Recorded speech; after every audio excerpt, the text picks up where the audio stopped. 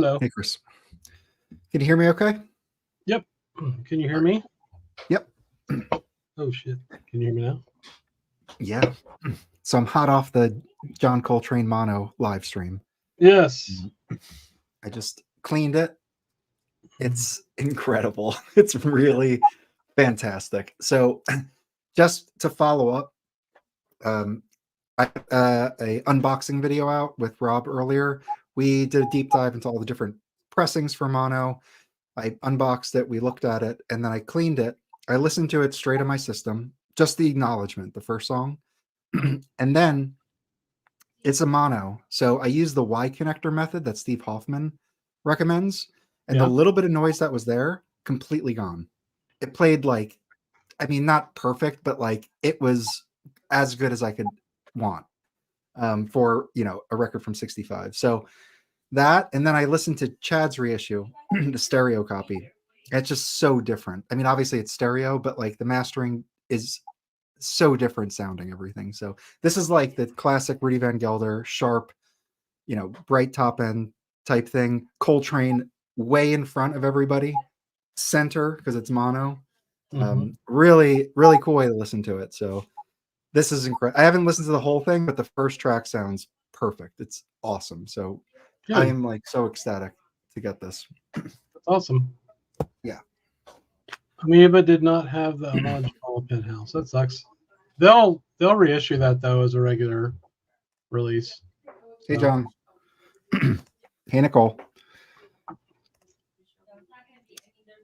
Nick P is Fantasy. Hey, what's up, Nick? Disco Matt, Angelo. Play it with I know. My gear situation is a mess. It just is. But I have so much mono and the stuff I just have a few records I want to show tonight. Everything is in mono. Everything. So I need to get at least a mono switch. Like this Y connector thing is such a pain in the ass to use. A mono switch would go a long way because I do have like a good mono collection. I mean, we're Thanks, literally Sean. streaming right now, Loki. I don't know what you're asking there. It's weird. Thanks, Sean. Oh man. Yeah, we will. We'll throw a link up here in a bit. So what'd you do yesterday for Turkey Day? I went to my sister-in-law's.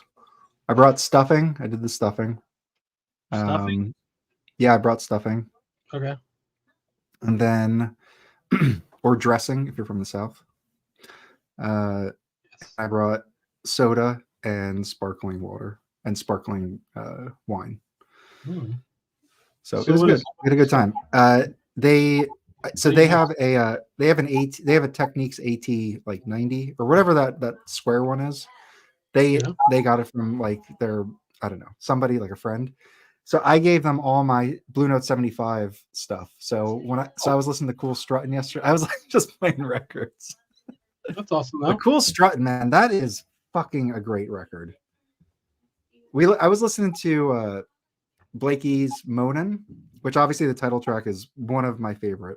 But as a whole, like the second song where it's like dun dun dun dun dun, it sounds like it's like a game show I'm coming down. So I think, and I put Cool Strutting on, and that, like, to me, that entire record is just absolutely like killer. Hey, Brandon. But I want to go back to the stuffing thing. So what do you make it out of? Well, so basically I fried up onions, celery, right? I did like more than half a stalk of celery and a full sweet onion, salt, pepper, garlic. I used margarine because my sister-in-law is kosher. And then, and I shredded apple. I put some apple in it. And then I just used the bag stuff. So I put like 4 cups of vegetable stock, and then I put 2 bags of that in, and I just let it cook. It was great. Put some gravy on it. Our stuffing is world famous. Oh yeah. Do you make it homemade? Oh yeah. That's like it doesn't take like a day to make. Like it's like a pretty long process. We actually do. So like I did turkey for like 25 years. And like 5 years ago I just started doing 2 chickens. Because I like chicken better. That's fair. even though like I'd brine the turkey and people would be like, "This is so juicy, delicious," and blah blah blah. I just like chicken better. But our stuffing is I found out it came from like it's like Trisha's family recipe or her aunt, but it's actually from Bon Appetit from like the early 80s. It's like some Bon Appetit recipe that was on the cover from like 1983 or something like that. But it's sausage, fennel, mushroom stuffing. Or no, not really sausage, but it's ground pork. Oh, Okay. So it's ground pork, fennel.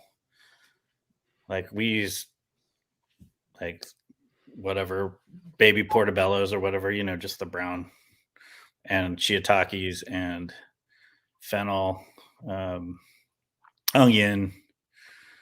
And then you just use I think I just used 3 kinds of bread.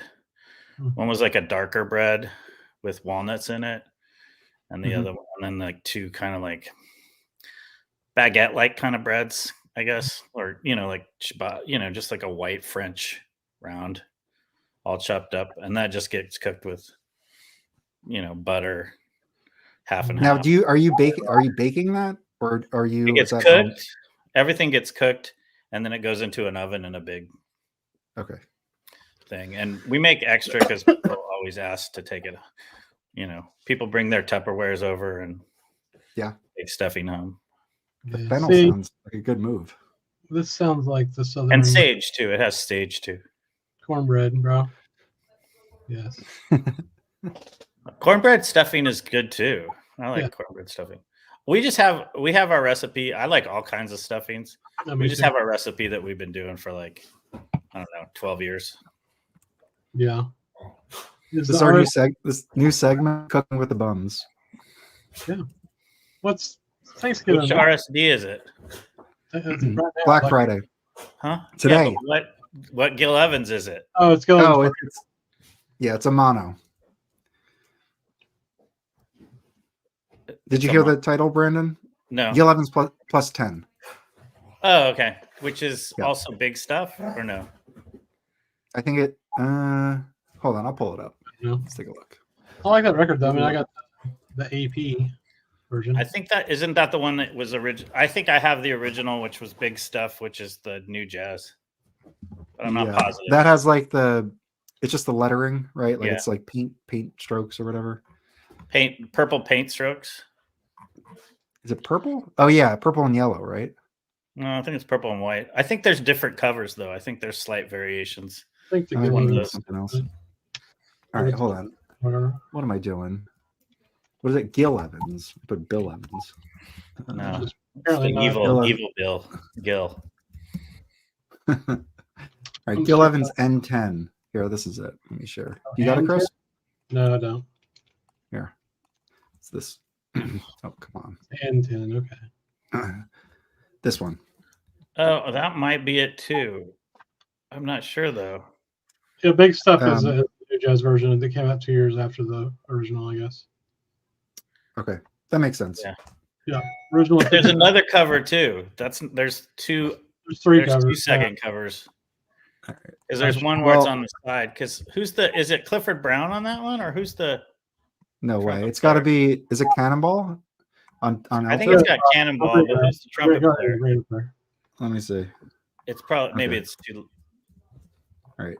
Paul Chambers bass, bassoon, drums Joe Jones on a track, French horn. Oh, it's got Steve Lacy. That's what it is. Steve Lacy. That's what I was thinking. Very nice. Yeah, Steve Lacy.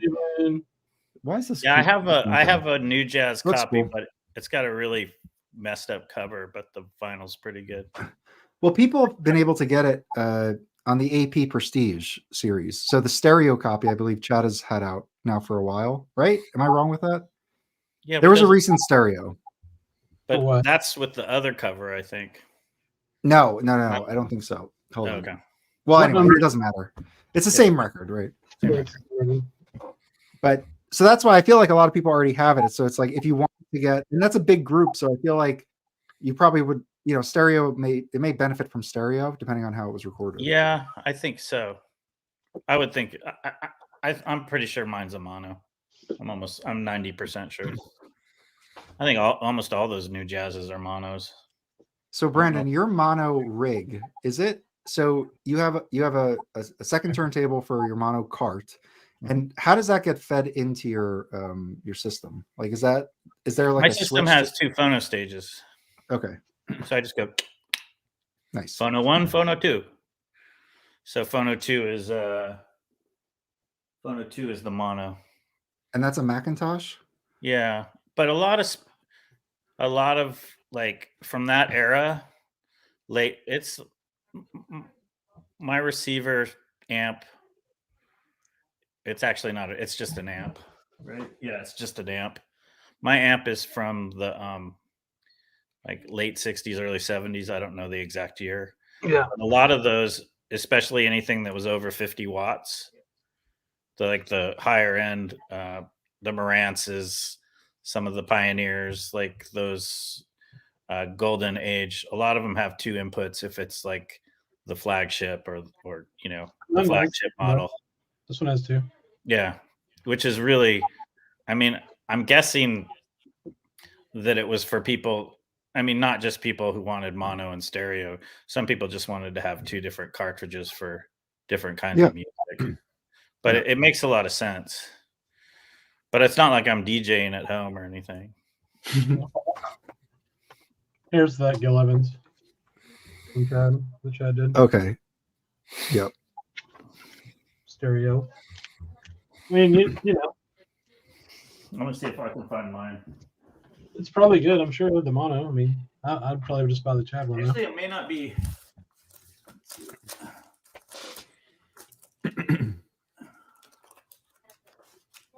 I'm wondering if that's up on Discogs yet. The new one. It is. Seems like the RSD titles they picked they do mono. Like, didn't they do Art Pepper Meets the Rhythm section RSD they do mono? One every time. They did that, And then the Quiet Kenny was also mono. That's kind of I what they're don't know doing. why I called it. So I mean that's cool. I mean, you know. Oh yeah, there we go. Yeah. It's not purple, it's gray. I don't know where I got purple. I think there's another one with purple and yellow.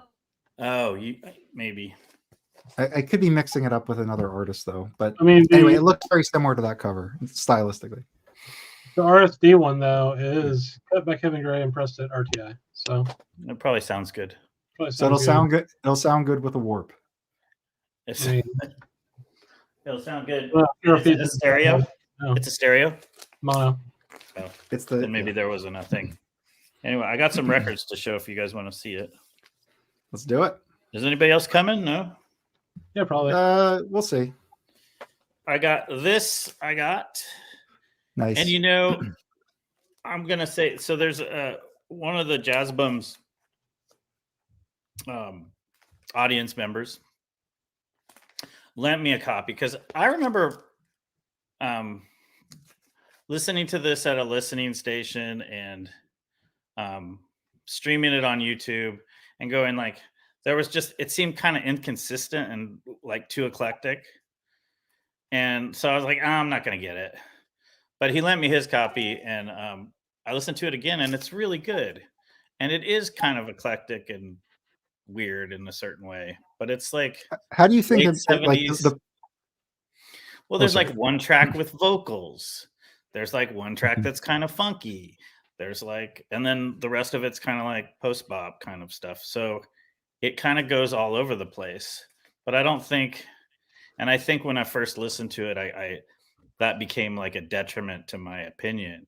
But listening to it more, I'm like, there's kind of, it still has like a, I don't know, it still sounds like the same record. It just kind of has a lot of different styles going on. And I think that's kind of the thing with these, you know, late 70s post bop, so with soul coming in and spiritual elements too, is that you get a lot of tangents. And I think you know, also this was a while ago when I wasn't as much into the vocal stuff, and I'm way more into the spiritual vocal stuff than I used to be. So it's really good. Sweet. And look at the lineup. I mean, you got Eddie cool, Henderson, Joe Henderson, Stanley Cowell, Billy Cobham, and Richard Davis. So Who's singing on it? Huh? Who does the singing? Her name is. Let's see, where does it? She's only on one track. Okay. Shit, what is her name? I'm having a hard time finding it. Doesn't matter. Anyway, I mean, I think the other thing is I looked at this record and I looked at the lineup and thought, this must be the greatest record ever made. And then Eddie Henderson, he's a trumpet player. Yeah, he's playing trumpet. I've heard one of his records. It's like he has a blue note where he's. It's not the blue note. It actually might be like a independent label. He does like the soul. He does like the post bop with a lot of soul and funk. Yeah, yeah, it's definitely post bop. Like it can get a little like spacey almost. Yeah, I think kind of like. What's the other guy? I'll think about it. Okay. I'm That's all right. Forgetting the other guy that he did a couple blue notes too, kind of in that early 70s era that were kind of funk soul oriented. I'll think of his name. I don't know why. I'm blanking on names today. Anyway, this was great. That's fine. This was really. Oh, go ahead. Well, I was just going to show. Sorry, This is the record. It's called Realization. Eddie Henderson. Oh yeah, I've seen that. That looks really cool. It is really cool, and it was. I could have bought it for $50, and I passed because I was buying other stuff. Oh, and then it's probably like an $80 record or something. Yeah. So, but it's got Benny Maupin, Herbie Hancock, Lenny White, Billy Hart drums. So 2 drummers. I mean, it was it was pretty out there. It was cool. It sounds pretty cool. Yeah. Guys, this is pretty cool. Ginger Baker Stradivarius. So Thanks, this is kind of this has Fela Kuti on it. So Ginger Baker did some, and I think he probably is playing more than a kit. He's probably playing some hand drums and all kinds of stuff. But this is like when Ginger Baker went to Africa and played with Fela Kuti. He has one with, I think it's called 77. It's Ginger Baker and Fela Kuti. Mm-hmm. So he kind of went into not just rock. He did some jazz and some Afrobeat. This is kind of like an Afrobeat record. I've only played it through once, but it's really cool. And it has Fela Kuti and all kinds of people, mostly people I don't know. Lots of African cats, but it's pretty cool. Can you show the record, the label? Yeah, it's on Atco. Okay. And their labels are kind of cool. They look very like, I don't know. It reminds me of, for some reason, it reminds me of like, some TV label that would come up with like some like sci-fi from the 70s or like Logan's Run or something. Ooh, got a weird kind of 70s sci-fi label. That was filmed here in Fort Worth. Huh? Logan's Run. Yeah, Logan's Run. This I was pretty stoked. I got an original of this. Nice. I actually have the reissue that actually sounds pretty good. So don't if you see a reissue cheap, get it. I feel like there's always that reissue. There's always one on disc on eBay for like $85 or $100. Oh no, the original is always on Discogs for. Oh, is that it? Okay. There's a guy that had bought like a stash or something, and I feel like this one probably came from it because it was actually still in the plastic, but the plastic was so tweaked that I had to take it off because it looked bad. I had a record that had the shrink on. I was trying to take off, and somebody had taped it to the sleeve. Ugh! I was like, "Come on, man." People do dumb stuff. Is Tony Allen on that record with Fela Kuti, the drummer? Angelo. Oh, let me check. Did someone ask? Yeah, Angelo did. Let's see. There's Tony Allen on it. We've got Sandra Danielle on vocals, Fela Kuti on organ and vocals, Bobby Gass on bass. Bobby Gass. Bobby Gass. Not on the Bobby tuba. Gass 6. Yeah, Bobby Gass. Ginger Baker on drums. A Oh, yeah. Holly Ginger J.K. Baker on Kumar. drums. Not the other Dusty guy. and David Ginger and Fela choir. No, I guess not. Bobby Gas. There might be more people on it than are just on the back cover, though. Yeah. I feel like they're not showing. I feel like this back cover doesn't tell everybody that's on it. I feel like there's more people on it than it says. But Tony Allen's on it because Ginger Baker is. Okay. This was kind of fun. It wasn't super expensive, but it's a total. It's just like a bluesy, what you would expect from Prestige from like, I guess it's like 65 or something. You know, does it have guitar on it? Is that a guitar? Yeah, record? it's no, but what's it called? Buddy Terry on tenor. Okay. Jimmy Owens on trumpet and flugelhorn. Harold Mayburn on electric piano. He's and he killer. plays it real kind of Mayburn's like great. He plays it real like it's got like some overdrive and like lots of vibrato. So it sounds kind of wacky. You know, I don't know if it's a Rhodes or I can't tell if it's a Rhodes or a Wurlitzer, but he's playing it really hard and like he's got a lot of vibrato on it. So it's Ron Carter on bass and Freddie Waits on drums. So it's just a super bluesy kind of fun. Not even something that like I'm super into right now, but it's a fun record. Yeah. And it does sound like Electric Soul. The title is perfect. This I was pretty stoked about. I actually didn't even know about it. It's Billy Harper, The Awakening. I've never even seen this record, but it was at a local shop. It's really good. It's a French recording.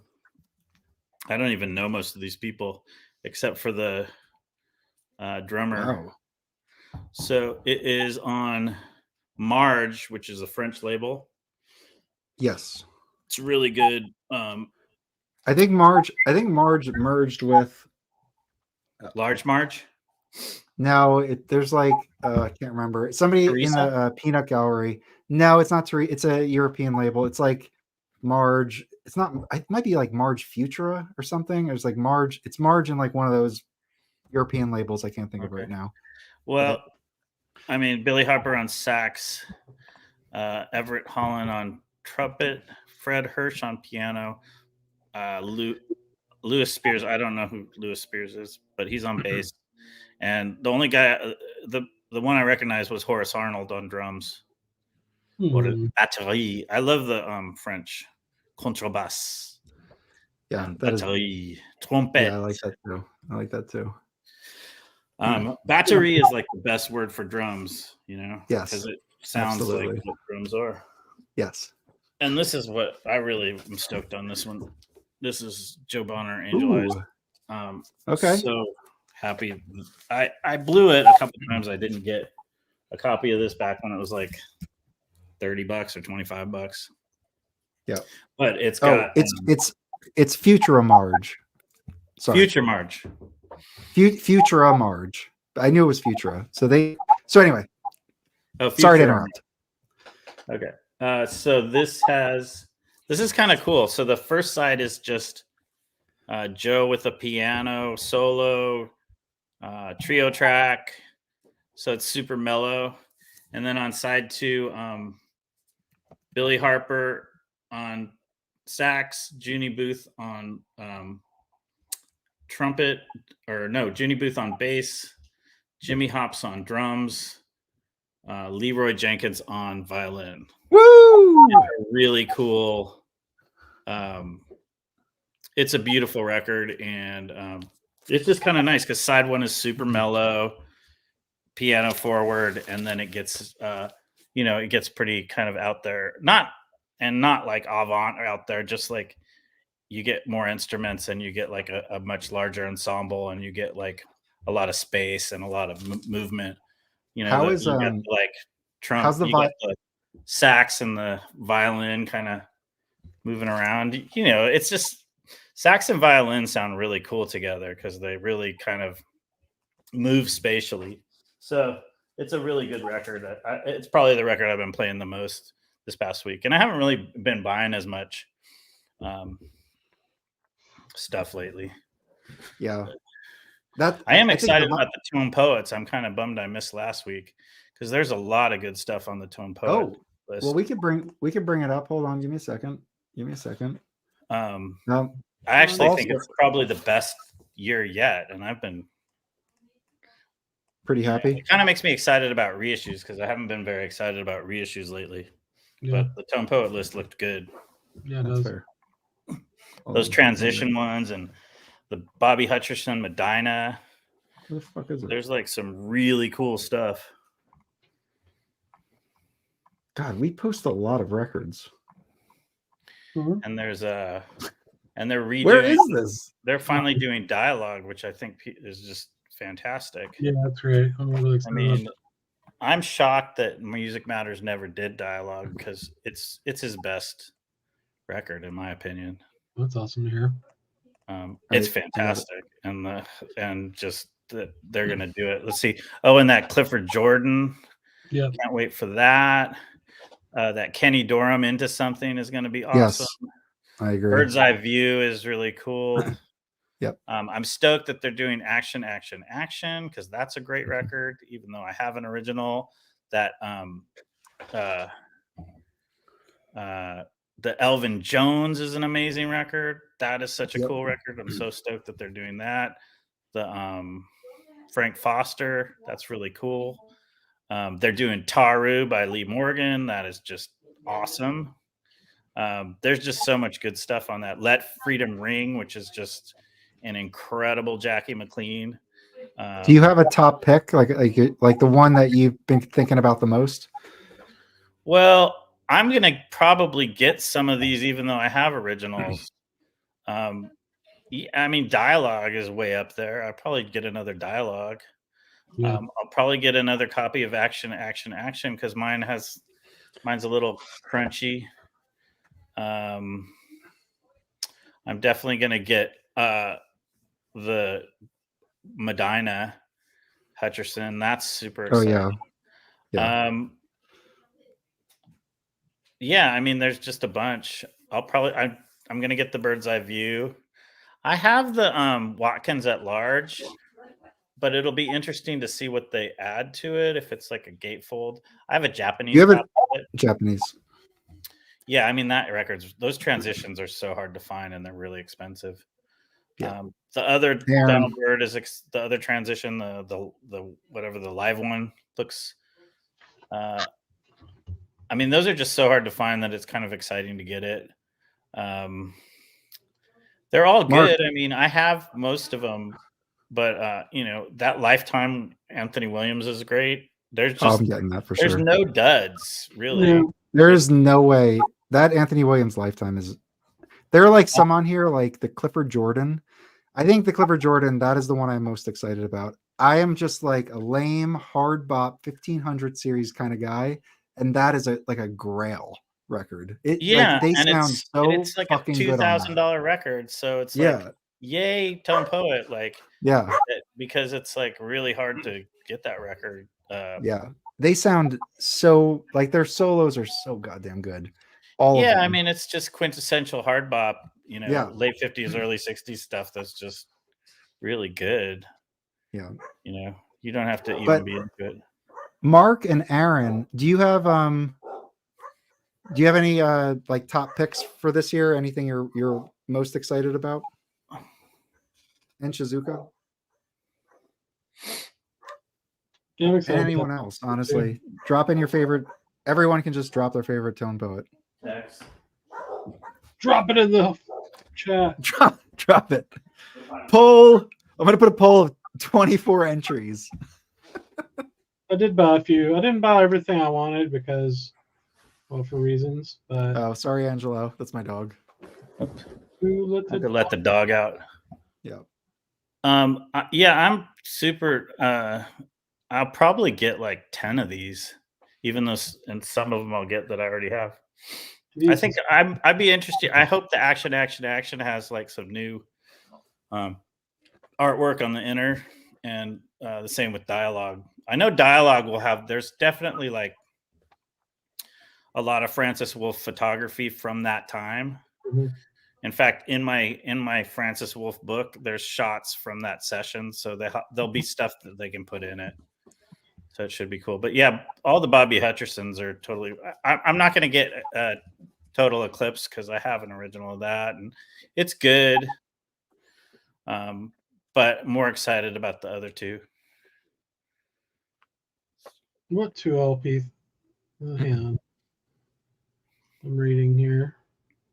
Yeah, they're not 45s, Aaron. They're not 45. You're just talking about the gatefold, Aaron, or no? He thinks they're like Music Matters. They're not. No. Oh yeah, they're all these are 33s. LPs. They're in gatefolds, which I'm not. I mean, I like the photography, but I just hate how much room they take up. Oh no, my dogs are going off. Sorry. I'm gonna get probably. Which one? I'm probably gonna get all of them, basically, like I always do. Except I don't know, that one Pacific Jazz looks boring to me, so I don't know. I'll definitely get that Joe Lovano as well. That's like that time period. I don't have a lot of representative collection, so stuff like that is like an easy pickup for me.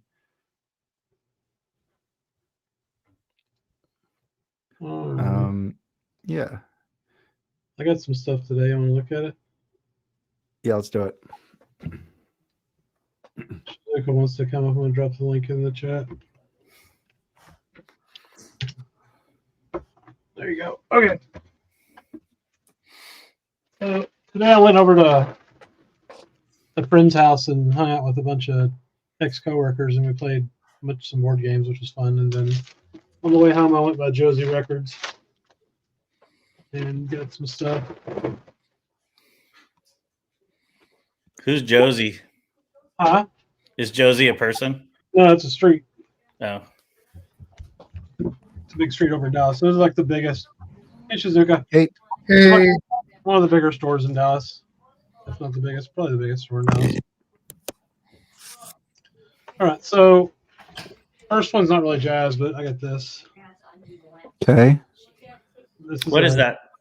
It's like a R&B. He's an R&B singer, like Marvin Gaye. This is on Love and Hate, which is a Ubiquity Records sub-label. Mm-hmm. Is that like late 60s or? Yeah, I don't know. Let me look. So that's okay. It's 1971, I think. It's like, Curtis Mayfield, Marvin Gaye, Mike and the Sensations, stuff like that. So I buy every record they put out. They're usually really cool, and you can't really find this record otherwise. So I thought that was cool. What else? This Mingus came out for RSD. I'm sure it'll come out as a regular Candid reissue. Mm-hmm. Incarnations. Who's on that with him? Featuring Eric Dolphy, Booker Irvin, Lonnie Hillier, Roy Eldridge, Ted Kurtzen, Tommy Flanagan, Charles McPherson, Paul Blay, Britt Woodman, Jimmy Nepper, Joe Jones, Danny Richmond, and Nico Bunick. Is it a live? Is it like one of those workshop sessions, or is it a live session? I have no idea.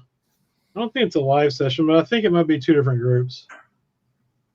Yeah, it is. It's two different groups because it shows you kind of in this whole area here, like who played on what track, which I won't go into. But I've been buying most of these Candid reissues. They sound really good, so and it's being so that was kind of a no-brainer. Cool. And then all their used stuff 20% off on RSD. So I got a Mahavishnu orchestra record that I didn't have. Oh, cool. I got this McCoy Tyner, which I've never seen. That record is so good. Sweet, that's good to hear. That record is just play. Is that a big group or a small group on that? Medium. Medium small. It's got McCoy Tyner. It's like quintet, I think. It's McCoy Tyner, Sonny Fortune, Charles Tolliver, I think plays on one song. Ooh. Michael White on violin on one song, I think. Calvin Hill on bass, and then Alphonse Mouzon on drums. Mike, stream it, and just the first track will have you hooked. It's like one of those first tracks that just like do. It's just got like everything that like. It's a Tyner song called Native Song. Post bop record needs, like, just gets you into that groove and just has like good sound. I don't have much Sonny Fortune, so it'd be cool to get him in my collection a little bit. Yeah, I mean, he's on like a lot of those like groove style records too. Like I feel Sonny like Fortune's even on, his Strata East is pretty. He's on two of Tyner's milestones, either Samalayuka or Sahara. I can't remember. He's on like another one, I think. And then also Charles Tolliver is like a favorite. He's a man. He's a master. All right. He's an animal. He's an animal. I've never heard this, but I thought it looked cool, so I bought it. Oh yeah, that one's kind of cool. Yeah. It's just Charlie Haden and Hampton Halls. Yeah. Music. Oh, I didn't super get into it, but I have friends that like I feel like have similar taste that love that record. So What label is that on, Chris? It is on Artist House. Artist House. So it's one of those Arista Artist House, kind of rare you could only find it on LP. Yeah, it's a really weird label too. Check that label. I've never seen that before. A friend of mine who recommends records to me, he loves that record. I still have it. Yeah, I mean, I got it for like $11, so I figured. Yeah. Well, you know. Totally. Oh, somebody just said something really interesting. They just said on a jazz album, the first song is a statement. Yeah, I mean, I agree with that. It sets a tone because you think about how Alfred Line would sequence the Blue Note records. You're talking about Cool Strutting earlier. I mean, that's one of the all-time great opening Blue Note tracks, you know? That's great. And really, ECM and Manfred Eicher, just totally a wizard at sequencing. And I think what's very unusual is when an album will start out with like a ballad. Yeah. For example, the Keith Jarrett Standards Trio album Tribute starts out with Lover Man, and like you would never think that a pretty much straight ahead jazz record like that would start out with a ballad.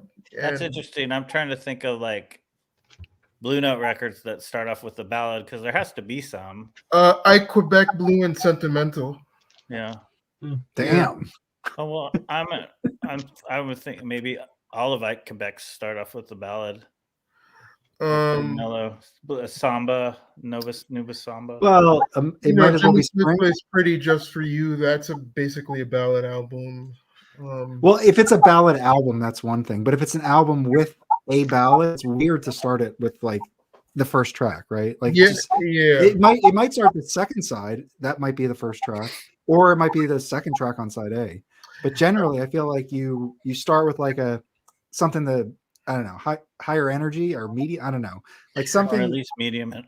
I mean, you know, Pat Metheny's "Rejoicing," which is his least favorite record, by the way. Starts out with Horace Silver's "Lonely Woman," not the Ornette tune, but the Horace Silver tune. And I mean, I'm blanking right now on albums that start with ballads. Let me continue. Has all ballad albums from here on out. That's all. Yes, I'm excited to get this one. So this is on Beehive. I think it's probably the most famous record they put out. Johnny That's a great praise. Nice. Once in Every Life. Yeah, I got it for 20% off, so it was like $18. Oh. But so this one's cool. It's got obviously Johnny Hartman singing, and then Frank West on tenor, Joe Wilder trumpet, Al Goff on guitar, Billy Taylor on piano, Victor Gaskin on bass, and Keith Tucker on drums. So I've been collecting this label ever since, Mike Nuts and Tones kind of brought it up to us, I don't know, a year ago or whatever. So that's cool. Wow. Is that an album that was issued in the Beehive Mosaic a couple of years ago? Maybe. I don't know. I know Acoustic Sounds reissued it. Yeah. Yeah, it's supposed to sound really good, but I just love Billy Hartman. Acoustic Sounds put something on a label that obscure. Wow. Yeah. I'm pretty certain. If that's wrong, let me know. I think that's true. It's known to be like an audiophile record, I guess. So yeah. And then this one. Tap Step. Yeah. Never heard this one, but I got it for like $5, so I thought I'd give it a try. Nice. Anybody know this record at all? Is he play drums on it? I hope not. He plays a bunch of like Moogs and Rhodes and synthesizers and shit like that. It's got Joe Farrell on it. Moogs and Rhodes and synthesizer shit. Yeah, Hubert Laws. I don't know. Try to give it a shot though for $5. I like Moogs and Rhodes. Me too. I like Moogs and Rhodes and shit like that. I also like big ass drum sets that you can like tone up like a fucking piano. Like Terry Bozzio or somebody, Or which I feel like Neil Peart. Korea can do. I didn't have Oh, this one yet. I like that record. I That's do pretty like that record. Yeah. It's more funky. Now they're cheap too. Yeah. Was it a $6? Something like that. 20% off. It's too hard to do math. It's like six something. So yeah, this one's cool. Trying to see who's on it. I can't read it. A bunch of guys I've never heard of, basically. I think that's the first more funky one. The first two, the ones on Horizon are more spiritual, and that one kind of gets more into this funk. This one's on Atlantic, I guess. Yeah. He's got one more on Atlantic right after that, I think. They had a copy of that beat up, so I didn't get it. Oh, did you? Something Chad won't put out, unfortunately. Is this the RSD? I want to hear what you think of that. Well, I'll listen to it. I'll let you know. Oh, That was the only thing that looked interesting to me. Yeah. wow. Yeah. Like rock or jazz. I looked at the whole list. I was like, yeah, that looks kind of cool. I happened to see Wadada Leo Smith live at Jazz at Lincoln Center at the ECM at 50 concert a few years ago. He was mind blowing. He was incredible. I bet. Cool. Yeah. Yeah, so I haven't ever heard that one. I think they reissued this. So I bought it. Oh, that record kicks butt. Yeah. Oh wow. It's Kraft. Did it for What's on the RSD. cover there? What is that? Drum kit. It's drums with brushes, and it's a snare drum with Oh, brushes. And Oh, it's on Stax. Wow. I don't think the original. I don't think the original is on. I have the original it's somewhere. got to be. That is wild. I didn't realize it was on Stacks. So who else is on that with them? Or it's just It's a little solo feet. drumming. It's the best Little Feet record ever. Yeah, Little Feet, right? It is. If only Little Feet was as good as this record. Yeah. Is that one of the only is that like the only jazz record that's on Stax proper? It may be. I don't know. Mm, I don't know. I didn't know it was on Stacks to begin with, so looks like it's could be. decent. Well, there was. I'm What was not even Or sure. does Kraft play a little fast and loose with doing reissues and changing the label for some of the reissues? They don't, right? Yeah. I've never seen that. I've never seen that. Then I got the third of Jamal, because I've got the other two, and this one sounds good. Oh, cool. So, had to get that. What's the best Dexter Gordon record, Aaron? One Flight Up. Flight Up, yeah. Yeah, One Flight Up is Dexter's best record. Yeah, period. I mean, Go is great. You know, Our man. A Swing and a Fair is great. Our Man in Paris is great. But One Flight Up is just something, you know, just Magic. above the pale. Right. I mean, Tanya, that 18-minute Tanya. I heard that for the first time in high school. There was a guy in the music department who was like doing like a TA thing, and he made a tape and he had it on there, and it was just like, ooh. Yeah. Okay, I guess it stacks. Here's the original. It's on Enterprise. That's the original Chico Hamilton. Okay. If it stacks, it says Enterprise. Okay. Here it is. Oh, okay. So it has stacks on the front. Oh, okay. But it has stacks on the front, but the record is actually Enterprise. So that may have been. They may have been like contracted like that. Like Stax may have just put a Anyway, record my out dad for used to somebody. play this when I was a kid. This record is killer. Nice. Let's see what the record looks like. I'll open it up real quick. This is actually doesn't sound anything like Little Feet either. This is like a Latin, like groove, funk. I think it has like Armando Peraza or something like that. It's the same. Oh, Check this wow. out. Why are you making me little? What's that? Look at that, though. Same way. Is that like red like marble splatter? Brandon, Huh? it's got the same label. Oh, that's pretty, Oh, nice. Cool. dude. That's trippy. That'll go with your lights, Yes, lava lights. exactly. All right. What else? I'm almost done. We got 3 or 4 left. That's a great record, though. It's totally awesome. Yeah, I thought it would be cool. So Enterprise was a subsidiary of Stack. Right. Yeah. Right. Stack. Exactly. Sorry. and then I found this used. Killer. That's a reissue of a really that's Turkish Women at the Bath, right? No, Yeah, is that, oh, it is a reissue with Turkish Women at the Bath? I think so. Yeah. On it. And it's honestly, I have the original. That sounds pretty much just as good, and it's I'm way sure. cheaper. Yeah. But Obviously, they put it under Chick's name to sell more copies. Yeah, who was the original? Wasn't it the drummer? Pete LaRocca. Pete LaRocca? LaRocca. Pete LaRocca. Yeah. So that came out 4 years later when Chick Corea was definitely more famous. But Chick Corea is a big part of that record. So, Sweet. But it is a Pete LaRocca record. And these last 2 I kind of paid up for a little bit. Huh? No, that's a good. You got it for 15 or 25 or what? With this? No, that Bliss. Oh yeah, the Bliss I got for about $15. Yeah, that's great.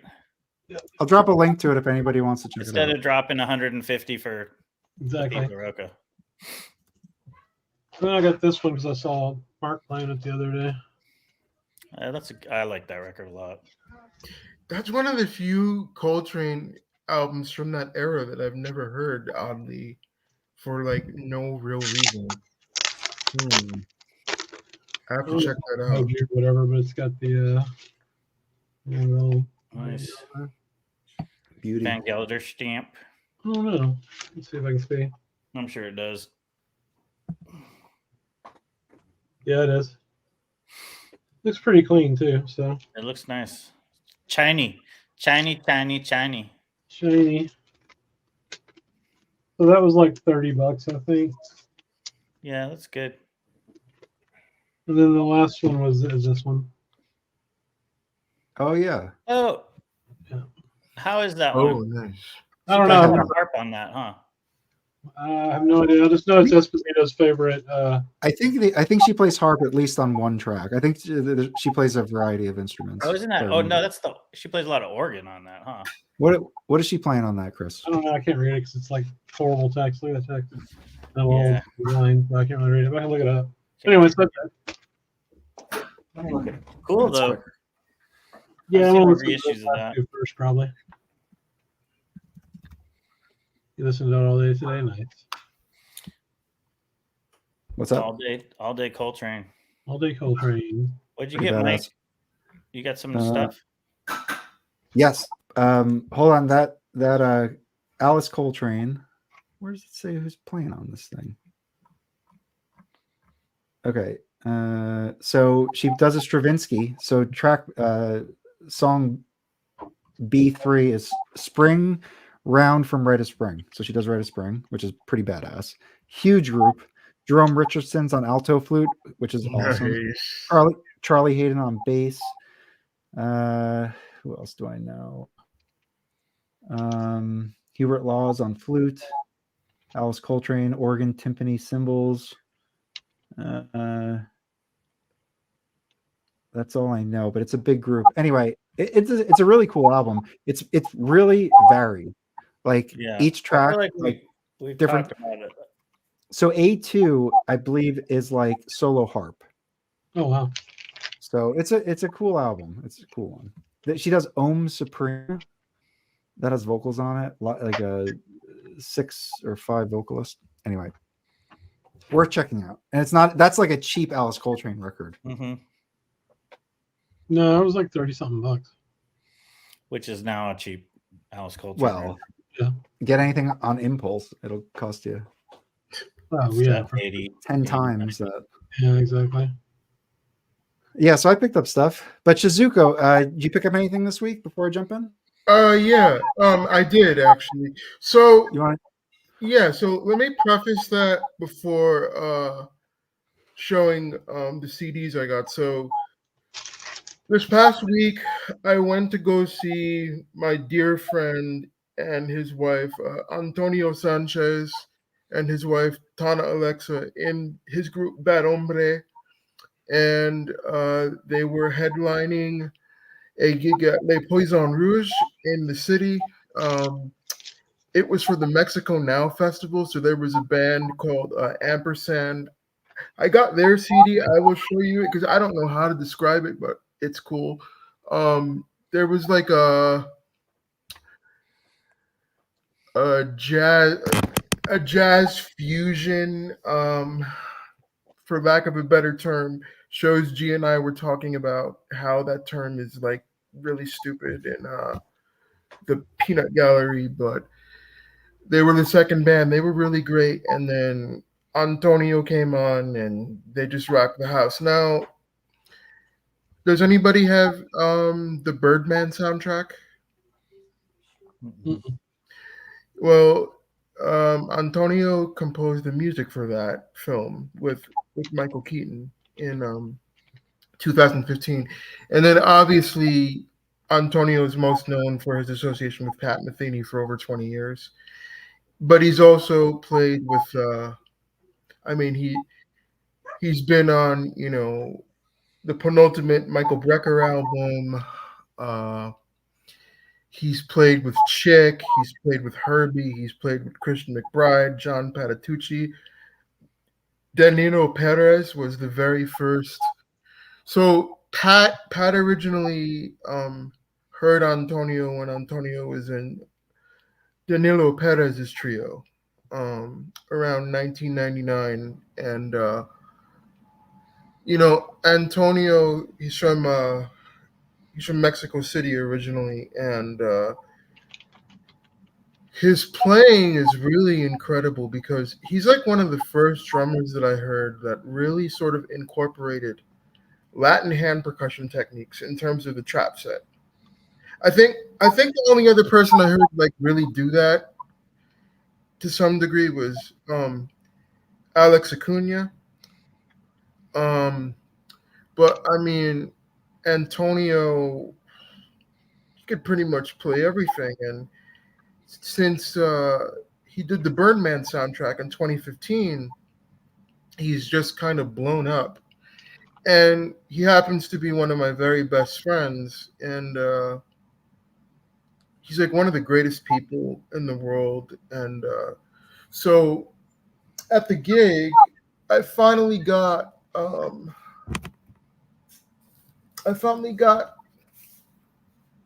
the Bad Hombre Volume 2 album, which is actually, this is not a jazz album, but it's got some amazing people. Like it's got Trent Reznor's on one track. Oh, wow. Got Michelle Ndegeocello. Yes, Nicole. Yeah, the Birdman soundtrack is great sounding. It's got Michelle Ndegeocello on one track. It's got Kimbra on one track. It's got Dave Matthews doing a rework of Ahi, which now Antonio basically, and it also has a lot of women from Latin America and Mexico who are like incredible singers. But Antonio just basically, reached out to musicians that he really admired and said, "Hey, could you send me some basic tracks and could I mess around with them?" What's the title of that? The album is called Shift, Bad Hombre Volume 2. And it's his first album on Warner Music. And so Bad Hombre is just anytime he's collaborating, he's like part of the group. Is that kind of his thing? No. So the original Bad Hombre album was released a few years ago, and what it started out as, and it's on the Italian Cam Jazz label, the first one. What it started out as is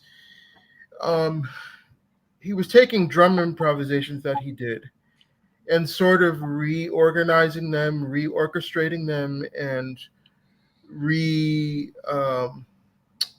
reintegrating them with like electronics and like all sorts of stuff. And it's an incredible sounding album. And Shift takes the the concept and pushes it further. This is like a full-fledged rock album. It's unbelievable. It's got some like electronic elements too. Pat Metheny actually guests on he's playing more in the vein of Zero Tolerance for Silence, if you remember that record.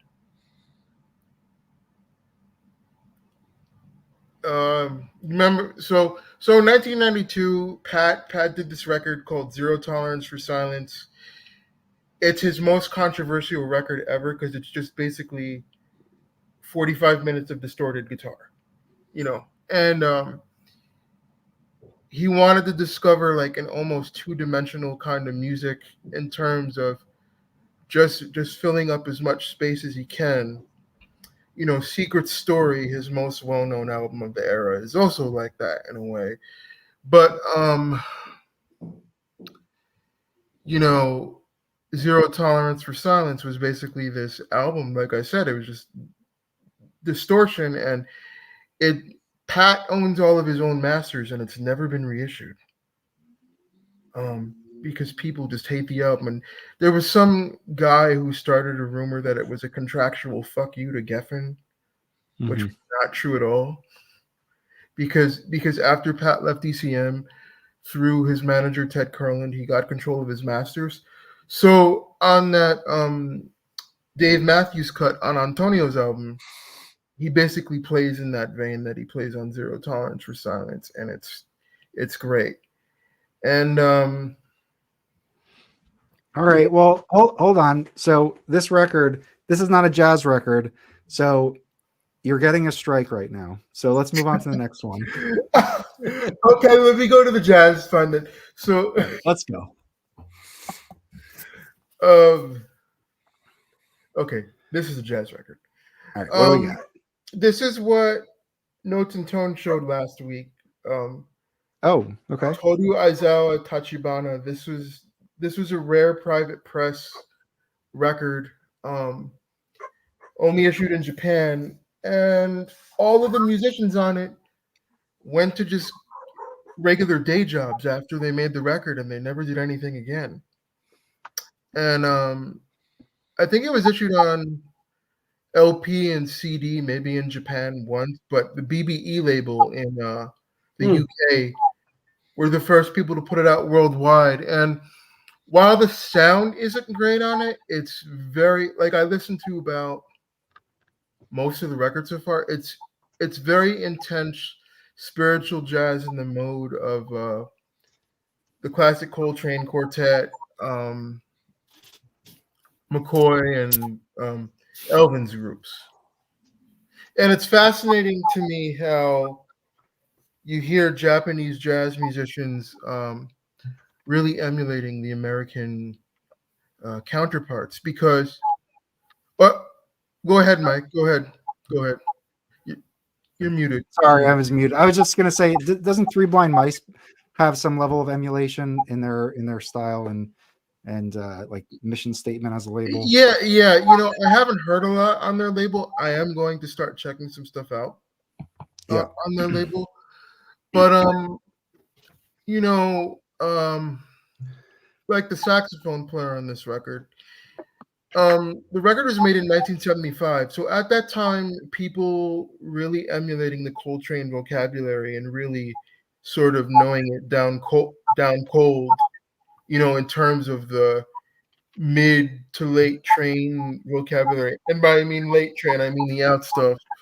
The only people who were really doing it in America at the time were Dave Liebman, Steve Grossman, and Bob Berg. And then to a lesser extent, there was a Larry Schneider out of Long Island, who wasn't really well known, but he appeared on a couple of Horace Silver's 70s records. But it's just fascinating to hear Japanese jazz musicians completely. So is this something that you would write a review about? Yeah, absolutely. Yeah. Also, do we have Captain Phoenix Klaus here? Hi. It looks like your video is frozen. It is. Yeah. Yes. We just have a still image, but we can hear you. Okay. Yeah. Yeah. Hello. I'm sorry for that. Maybe I should just stop the camera and start it again. Yeah, give it a shot. No, Yeah. Same thing. Same thing. Okay. That's the But you best sound because good. I wanted to just show some records. So Oh, damn it. really work. Do you want to jump out and try to rejoin or I'll restart try your to computer? join. Yeah. Okay, cool. All right. See you in a Yes. while. All right. Oh, so while Claus is doing that, somebody mentioned Billy Cobham earlier. Yeah. The best place to start with Billy Cobham. So a couple of years ago, this box set came out with his complete authentic recordings.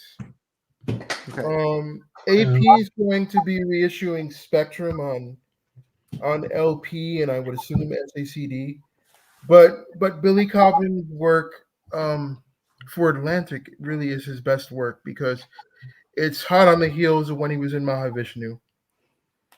And in terms of like the approaches, it's very innovative. Like he was one of the first people to put digital delay on the drums, basically, and like doing all of these effects. Yeah. And I'm sure many people here are familiar with Crosswinds and Total Eclipse. Oh, yeah. Because besides Spectrum, that's like his most famous. Those are his most famous Atlantic albums. But for me, my favorite albums of his on Atlantic are Shabazz, which let me get it out here.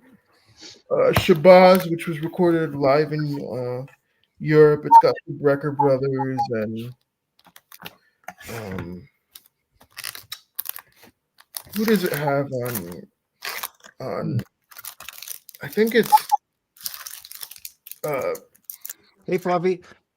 Brian, spelled Brian. oh yeah.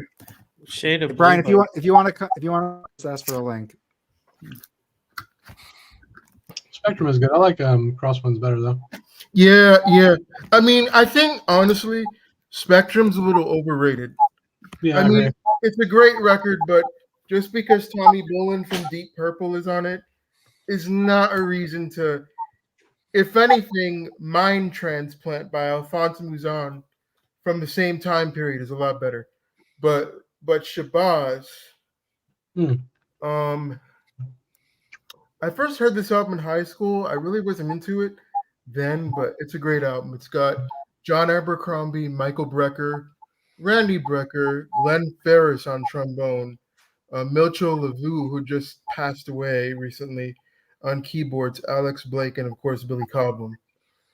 And this is a great album. And then I feel like you don't see that one as much. no, the Hey, other LeBeau. one that I really like from Billy. Hi, Andrew. Hey, we can't hear you. Oh, yeah. All right. Oh, you We're like over 2. What's shit. going on? The Billy Cobham George. It's like called Magic or something, isn't that a record? Oh yeah, that's on no, that's on Columbia, I think. It's on Columbia. Okay. But Oh, this yeah. is actually my favorite Billy Cobham album from the era. Oh, Billy that's the Cobham, George Duke one. George Duke Band. Yeah, I Live like that. I have that. Europe, yeah, but We can't hear you. All right, you hear me? All right. Oh, yeah, you're good. You're good. What's going on, guys? Very nice. hi, Andrew. Hey, what's up, man? Welcome Man, to the stream. man, it's hard to get on here today. I'm off today from work. Usually I work around this time. Cool. Now we have We got a working party. and breathing Captain Phoenix. What's up, man? Captain Phoenix, what's going on, man? Hey, I'm here, yeah. Phoenix. Yeah, I'm in Denmark, so it's 3:00 in the night here, so Oh wow. I might look a little sleepy. Yeah. That's all right, man. So it's because you're Shizuka, I don't want to cut you off, but just because it's so late over in Europe, did you want to jump on and show something real quick? Let him go. Yeah, let him go. Yeah, fine. Because I just jumped in when Chris was showing his record store day finds, so I just wanted to add to that. And I think I got maybe many of the same records as you guys have. So just this one, of course, the third of the 3 I'm at Jamal. Nice. This is a good one that I had to have. The mono.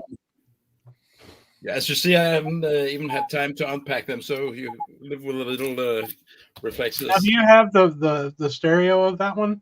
No, I don't. It's the first one, and I was a little bit, 10, a big band, almost an orchestra. I was not sure if that was me, but it was not expensive, so I thought that. Yeah, give it a shot. Yeah. Gil Evans is great. What he did with Myers was great. So yeah, we'll see. And then of course this one, 3LP. I guess you got that as well. Yeah, I didn't get anything. I didn't buy a damn thing for Record Store. I didn't want anything, honestly. You didn't? Wow. No. Mike never buys anything for us, though, until after the fact. Last time I bought the Dolphy. I thought that was cool. Pay up. This one, I almost got that, but it was like $50, so I didn't. Yeah, I saw it. I just grabbed the Bill Evans. I just went and got that. I didn't really see that much stuff I wanted to get this week. I just I need to cut back on my spending. Heard that. Oh yeah, it ended up well, but I found all that I wanted in just one place, so that was good. And then this one, I think it's rather than you as well. I didn't see that one. I would have got that if they had it. That's not a record. That's not a Record Store Day though. I think that's just a regular release. I think you're right. And I think he's playing with the guys in Paris. Yes. Same, he waited the elevator. Yeah, that's a nice one. Yeah. And I think it was just a few days before they made the elevator to the scaffold. I've heard it described as some Miles Davis comfort music, so it might be very relaxed. Please do a review on that. You know who promoted that was Fred from Sam Records. He posted that on his Instagram. This one, yeah. I know I don't think he's affiliated, but I think due to the nature of it, I think he's just it's his interest, Okay. Yeah, he has good. He has got a good taste in music, I think. Yeah. I wonder how it'll sound. And then, of course, this one. Yeah, that's the one. And how is that cause the Bill Evans? I don't know yet. Oh, I spun it already. It sounds pretty good. It does. Okay. Sounds pretty good. I made a video about the one before the one we got last time, the 3LP. Treasures. Come on, Treasures, right? Yeah. And this the tapes for this one was delivered by the same guy, Ole Mathisen, a Dane, who was a young man at that time. He recorded the concerts sent by the Danish radio, and I interviewed him, and I kind of understood that was those tapes that was used for this one and Treasures as well. Then I spoke to another one in the the Danish jazz community, and he said, yeah, but later he was employed at the Danish National Radio where they had the tapes. So what I think is that he made a private copy of the Danish National Radio tapes to make this one off. But the tapes are gone now, so they didn't keep it, and that's a shame. So good that he made the copy and gave us the possibility to now. Do you collect all those? Is it Resonance? Is that the label? And Elemental. I'm a junkie. Elemental. Yeah. I know. Yeah, same here. I got all of them too. I bought them. Well, now you got it. You always have to now. Yeah. What are you gonna not have one? It's getting a little bit confusing with the Bill Evans releases across Elemental and Resonance, because they all have the same sort of design, font wise and everything, and it's like the mastering engineers are always different though, because this one is Bernie. Kevin Grave mastered a couple of them. Yeah. Okay. And they sound good. And then I found a few other things that are maybe not Record Store Day. This one. Oh, that's good. Nice. That's my third try in this one. I've got 2 other copies, and they sound not so good, and that's a shame because her voice here is really great. This is a USA Capital, right? Capital. Yep. Yeah. So some of those Capitals sound good, and some of them don't sound good. We'll see. We'll see. I think this really is a record that should be remastered and re-released in a good quality. Look at that! Look at that A image. wonderful there. cover. Yeah. That's great. They are so cool. It's really. And normally This she's one was playing on with a larger Yeah, check that band out. or orchestra, but here's just a jazz, small jazz band. So yeah, a few others, and then I won't take much time here. Wynton Kelly. Oh, is that the Kelly VJ? Gray. Yeah. Yeah, Yeah, I have it. Kelly I the have Great. it. I got that one. That's a good one. I didn't know it, but his in good company. I mean, Lee Morgan, Oh yeah. Joe Jones. Yeah, that's a must have. That's a nice one. Those VJ That was records. originally that's a VJ. Yep. Yeah. VJ. Yeah.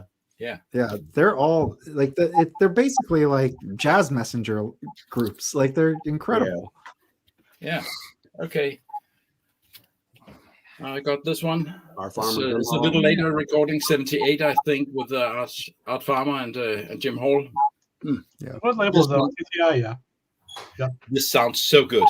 I know it's been re-released at that 45 RPM double LP, Okay.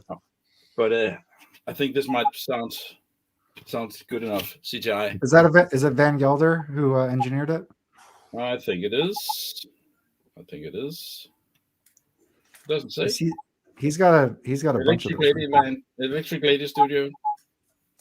maybe Engineer not. David Palmer. That might be in a West Coast session. No, Electric Lady Studios is in New York, and at that New York, time, right? Oh, okay. yeah, and at Oh, that Electric time, Lady Studios. Sorry. Yeah. at that time, Claus, because I was here last week and I was talking about a record called CTI Summer Jazz at the Hollywood Bowl, which has a very kind of sordid history. Mhm. Creed was using David Palmer and Electric Lady Studios a lot in the late 70s.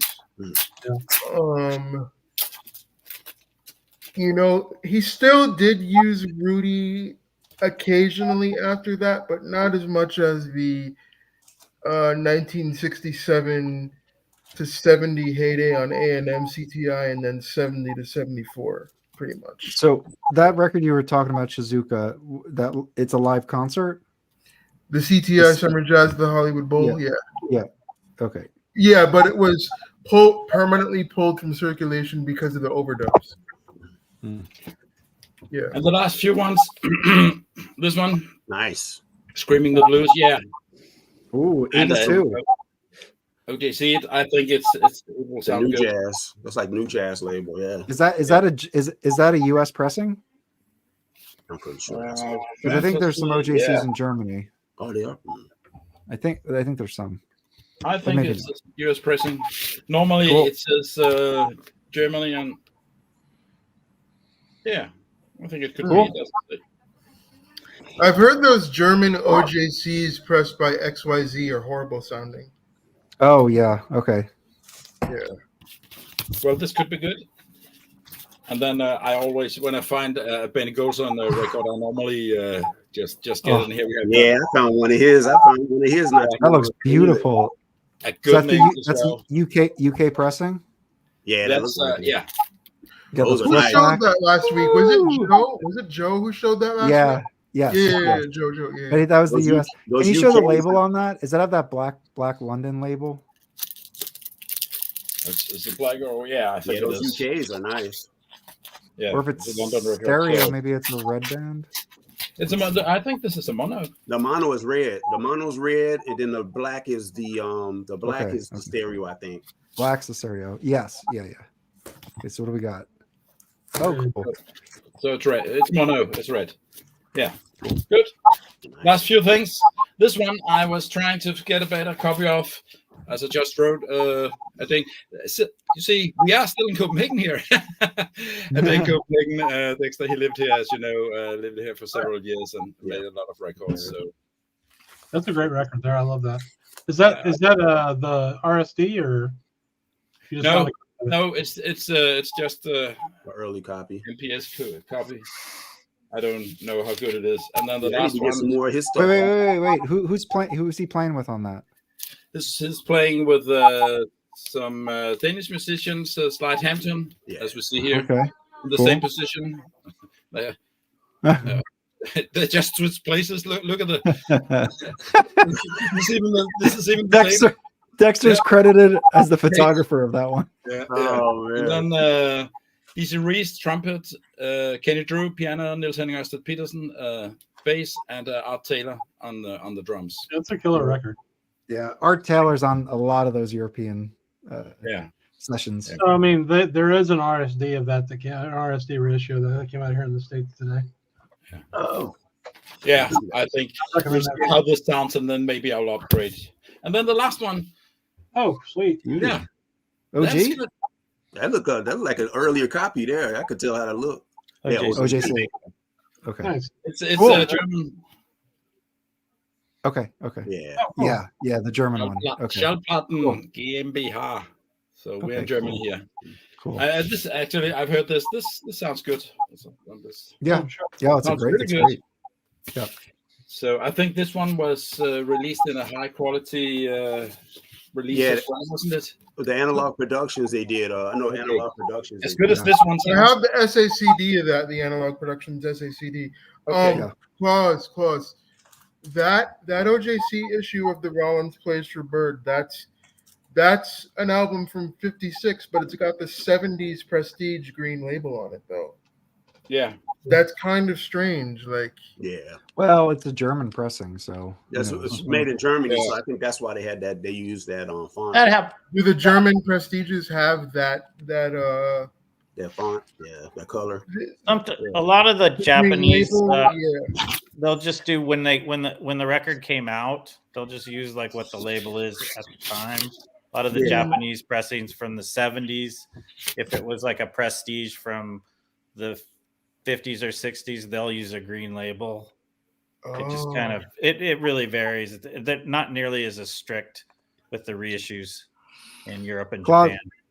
Claus, did you so that's what you picked up today? Yeah. Now- Except for this one I picked up a few days ago, but it's Okay. just in the stack. So yeah. Are you what have you been jazz wise? What have you been kind of so number one, do you only collect jazz or do you collect everything? Mainly jazz nowadays. I've got Okay. about a little more than 3,000 records, and many of them are from when I was young. So that's rock and pop. But the last like 20, 30 years, it's been jazz. All of it almost. Of course, I have to buy if something new with Beatles comes out, then I'll have to Jump Oh on that. God. get it. But I did not buy the blue and the red triple. I didn't LPs. buy that either, man. I'm not buying I that. didn't buy I'm that. very proud of myself. Yeah, because I think they missed up the chronology on the blue one. That doesn't make sense. So it's mainly jazz. Yeah. It is. So you've been listening to that Sonny Rollins OJC, but what have you been? What's like in your listening bin right now? What have you been working through? The last few days I've just run through not so many, but my Dizzy Gillespie records, which I don't only have five of, just to catch Cool. up. I don't listen to that very often, but just to kind of catch up here.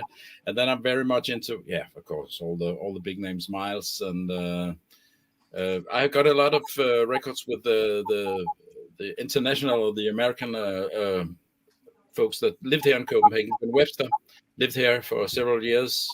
Yeah. He's buried here.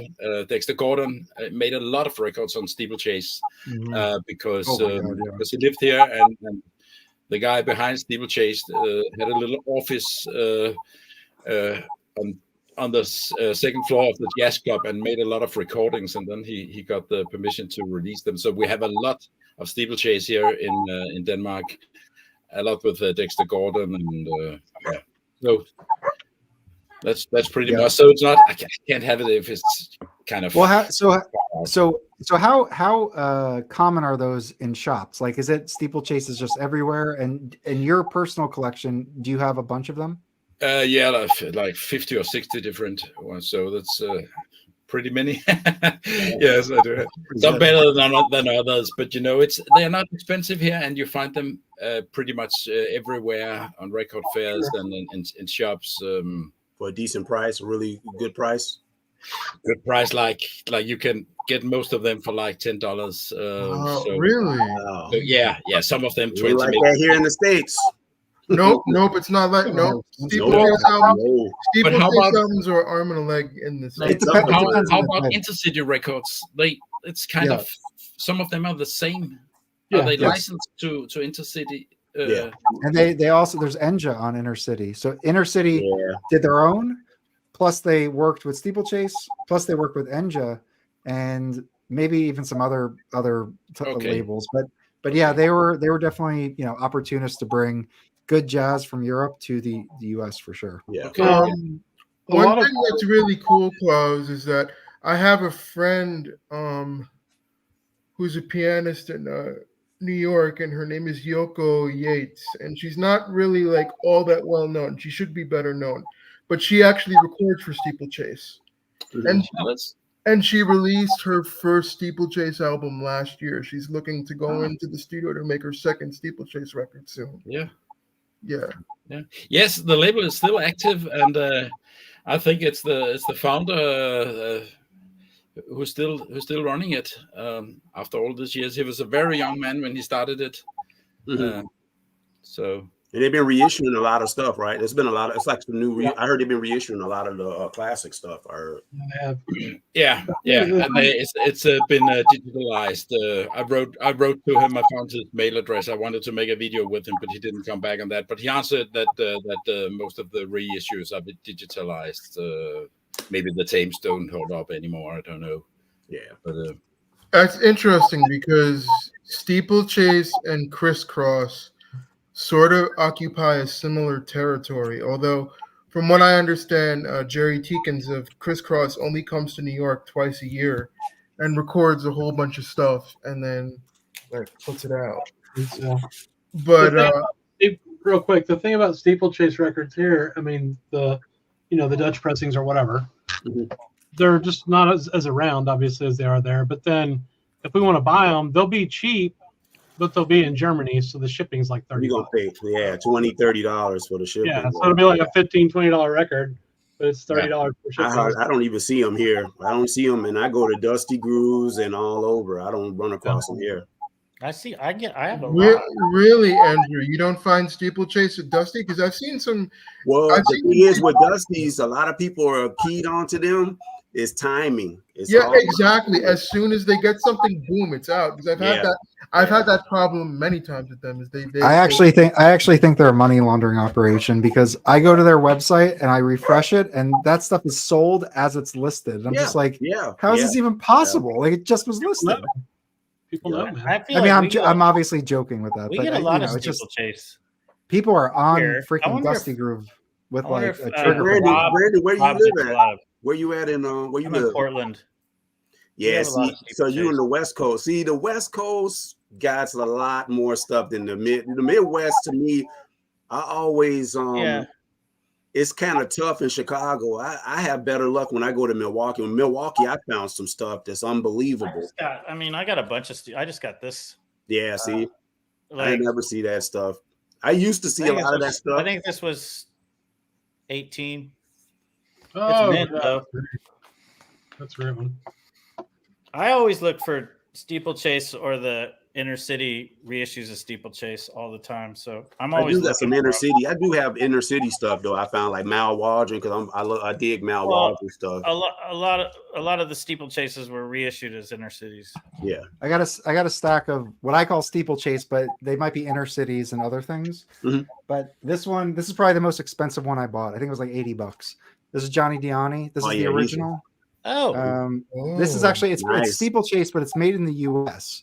There is they recorded both in Copenhagen and in the U.S. Johnny Diani is on a Joe Bonner one too. Yeah, he played with Don Cherry too, didn't he? He did some stuff with Don Cherry too. I think Don Cherry's on that. And he is Don Cherry. Yeah, because he has the Witch Doctor's Sons, I think, is also on this, and he has like one or two more, and this is my favorite one. This one's great. There's actually a couple of Steeplechases I'm going to grab, and one is Joe Bonner Trio with Diani on bass. This is cool. This is a duet. I've seen that album before. It's Archie Shepp with NHOP, and they just do Charlie Parker songs. It's an unpronounceable name. Yeah. He's unbelievable. He's amazing. I think Dexter Gordon used to just go Niels Henning, and he just stopped there. Yeah, That's what I need to do.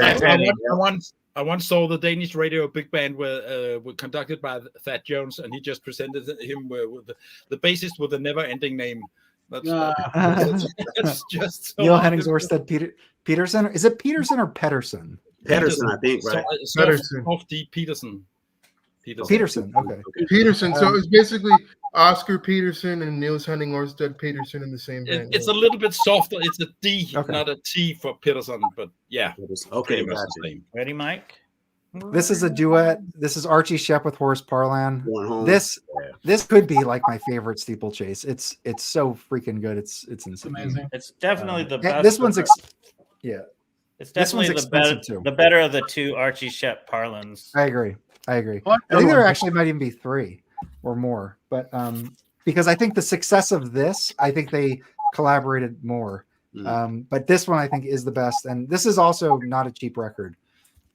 It's not. No, I don't think so. Look it up. Talked about it on our show. Oh yeah, that's a good one too, Brendan. This is Andrew Hill Trio.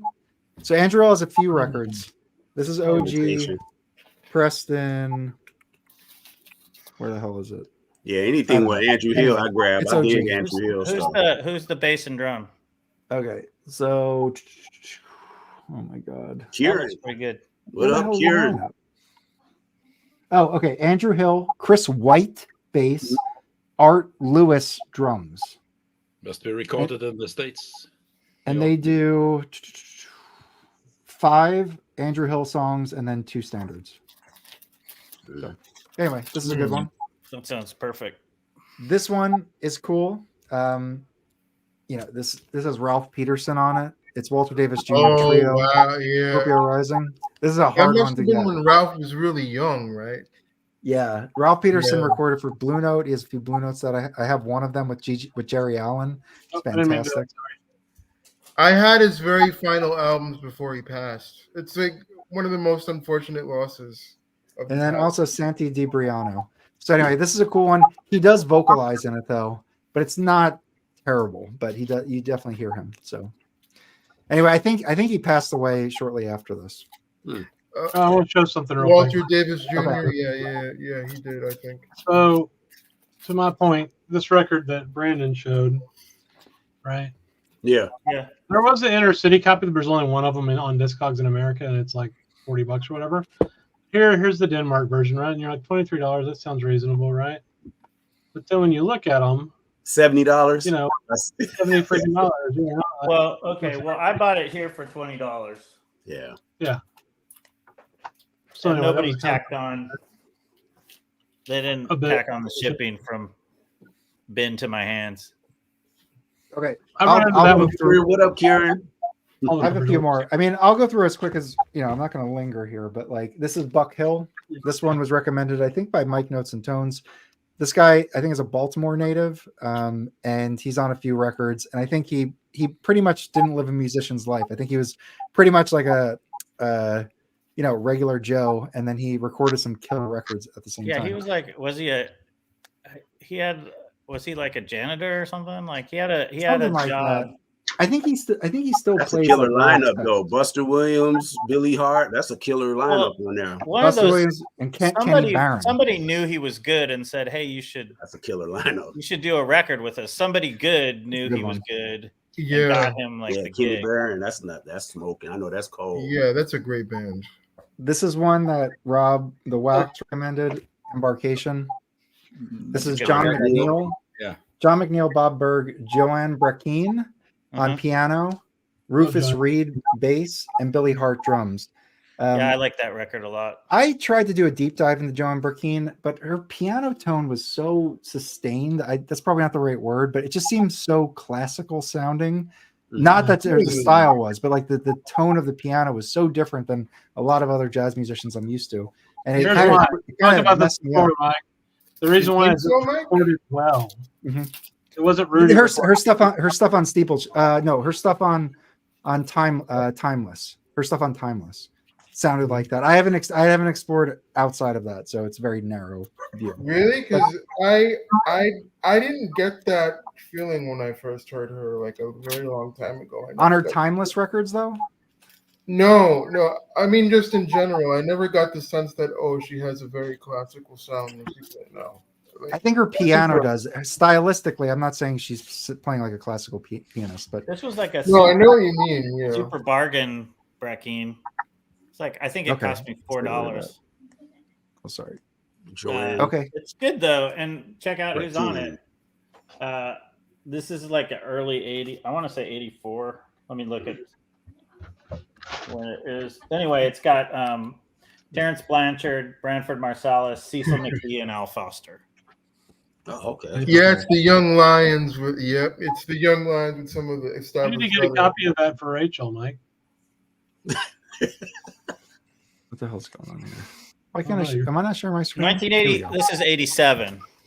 So this is one of her timeless, and it has this guy Royo Kawasaki on guitar, and then also and then Clint Houston on bass, and they have like a few records together. There might also be another player, but like they're on at least like 3 or 4 records on timeless together, and I really want to get into them because I was like, this looks great. Rob said it's great, and I didn't connect with it. Columbia stuff, dude. It's better. This is their best record. I really wanted, Snooze to get into it. This record's amazing, and it's just that's a Snooze. It's Cecil McBee and Billy Hart, and it is. It's better than the one with Joe Henderson. Even this one's gonna have to be really good. It's really good. The listing you just showed, Mike, of the that one's really great too. Yeah, but Snooze is even better. You will not snooze.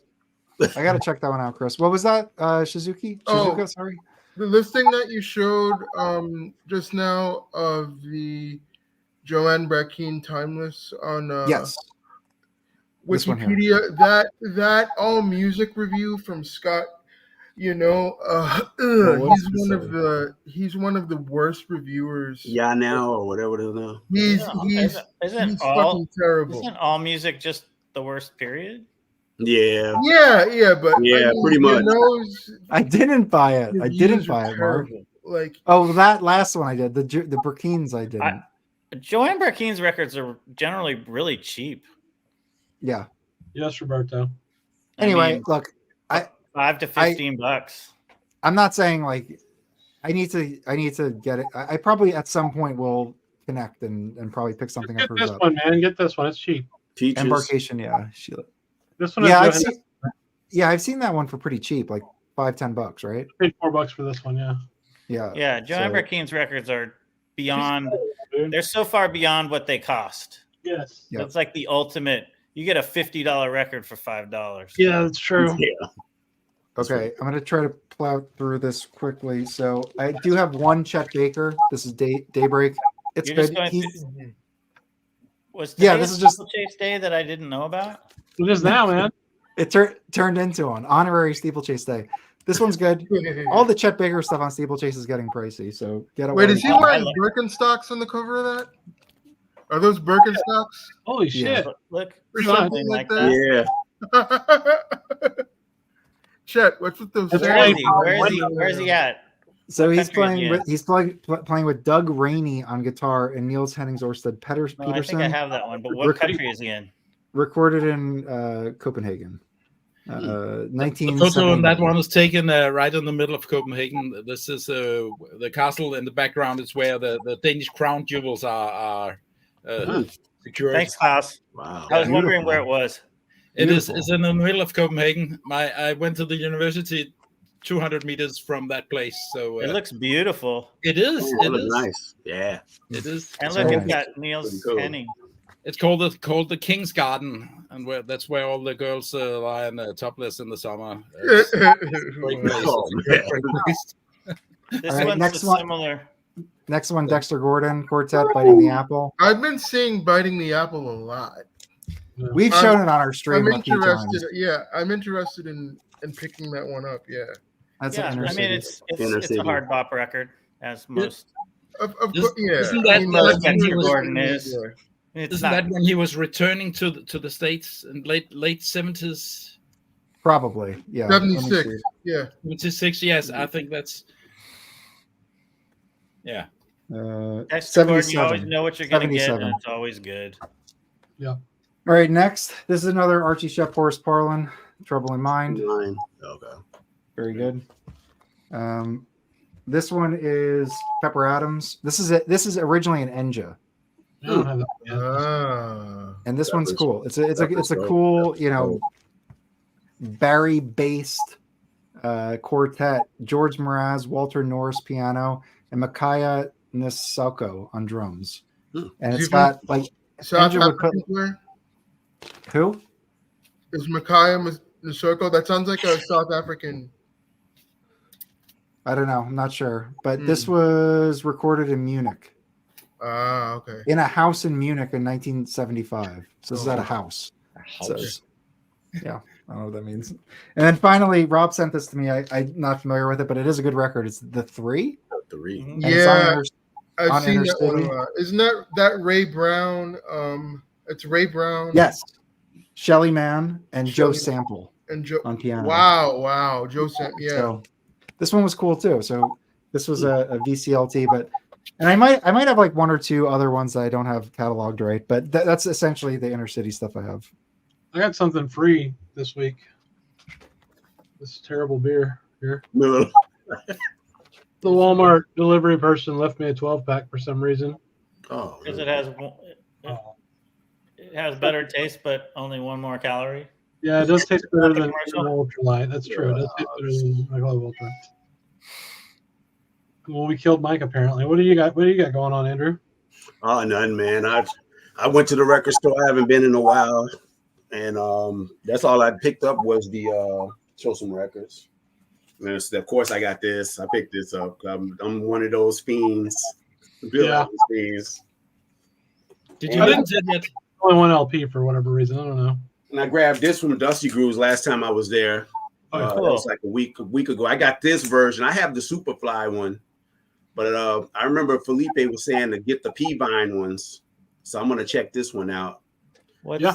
Yeah. Is that the what's the difference? Yeah, It's just a different.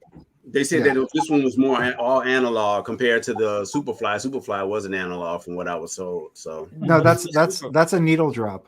That's the P-Vine. yeah, it's P-Vine. Yeah. So if you open up the gatefold and look in the bottom of the obi on the inside, it says it's sourced from a needle drop. I have that. It sounds very good.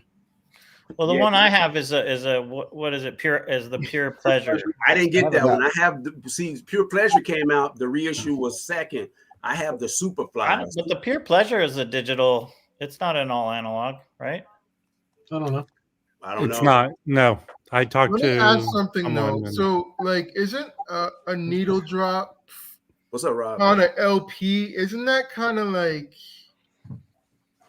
Not ideal. Does it? Well, no. Does it really matter in that case? Because it's just That's the one something I else have. with surface noise going on to something else with surface noise. You know what I mean? Although a lot of vinyl doesn't have surface noise. Oh, well, I It's haven't kind of seen an that. oxymoron Well, if and it's needle a really drop. good copy and it's recorded better, then it's not going to have Yeah, digital I'm gonna compare the compression. two because this one I really wasn't too happy about the sound quality on this one.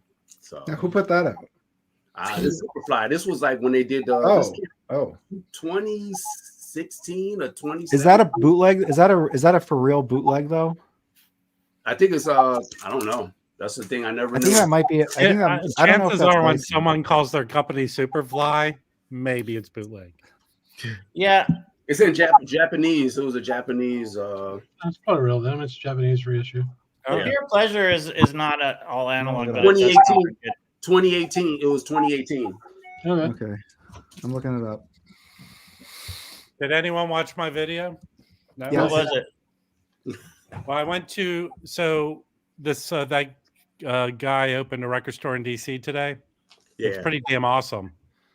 But I hope they keep up their quality of records. They're right across from Howard University. and just Decibel, killers. decimal or decibel.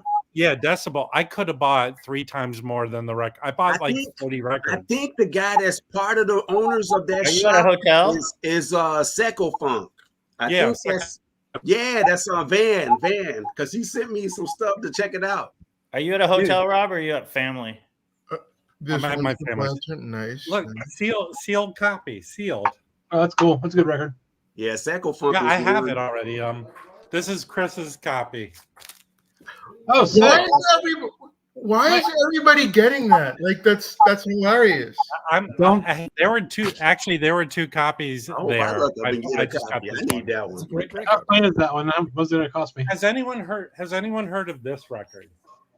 No, nothing. No, who's it? I have. Oh, I don't know anything about it though. Oh, that lineup cold. That's a trio. Was it like 52?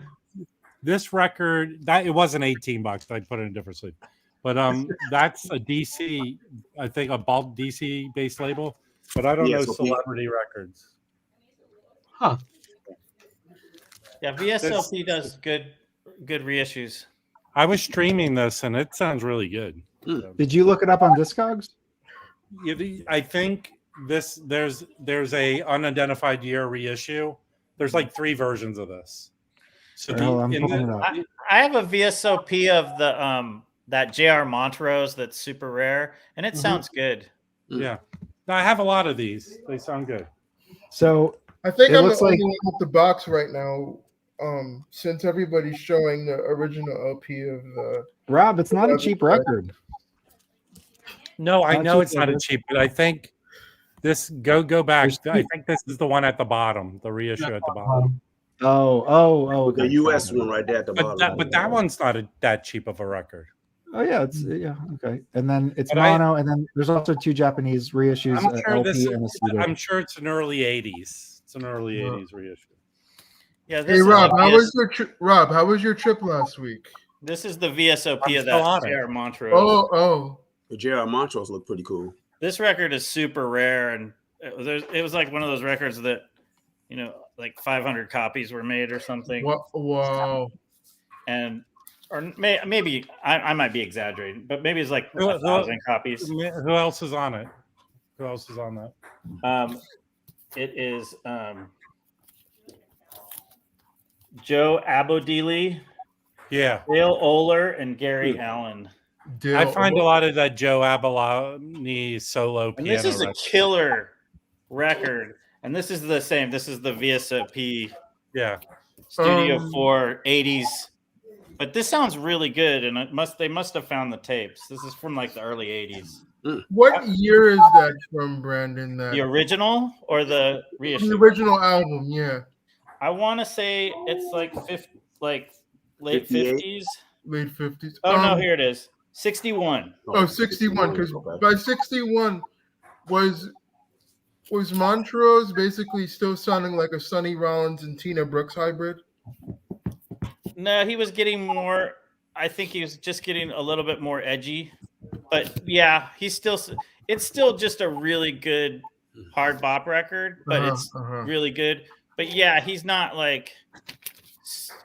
still sounding a bit like Sonny Rollins, but it's really good. Yeah, because on the Kenny Dorham at the Cafe Bohemia, to me, there's a lot of times where he also sounds a lot like Tina Brooks tone-wise, occasionally.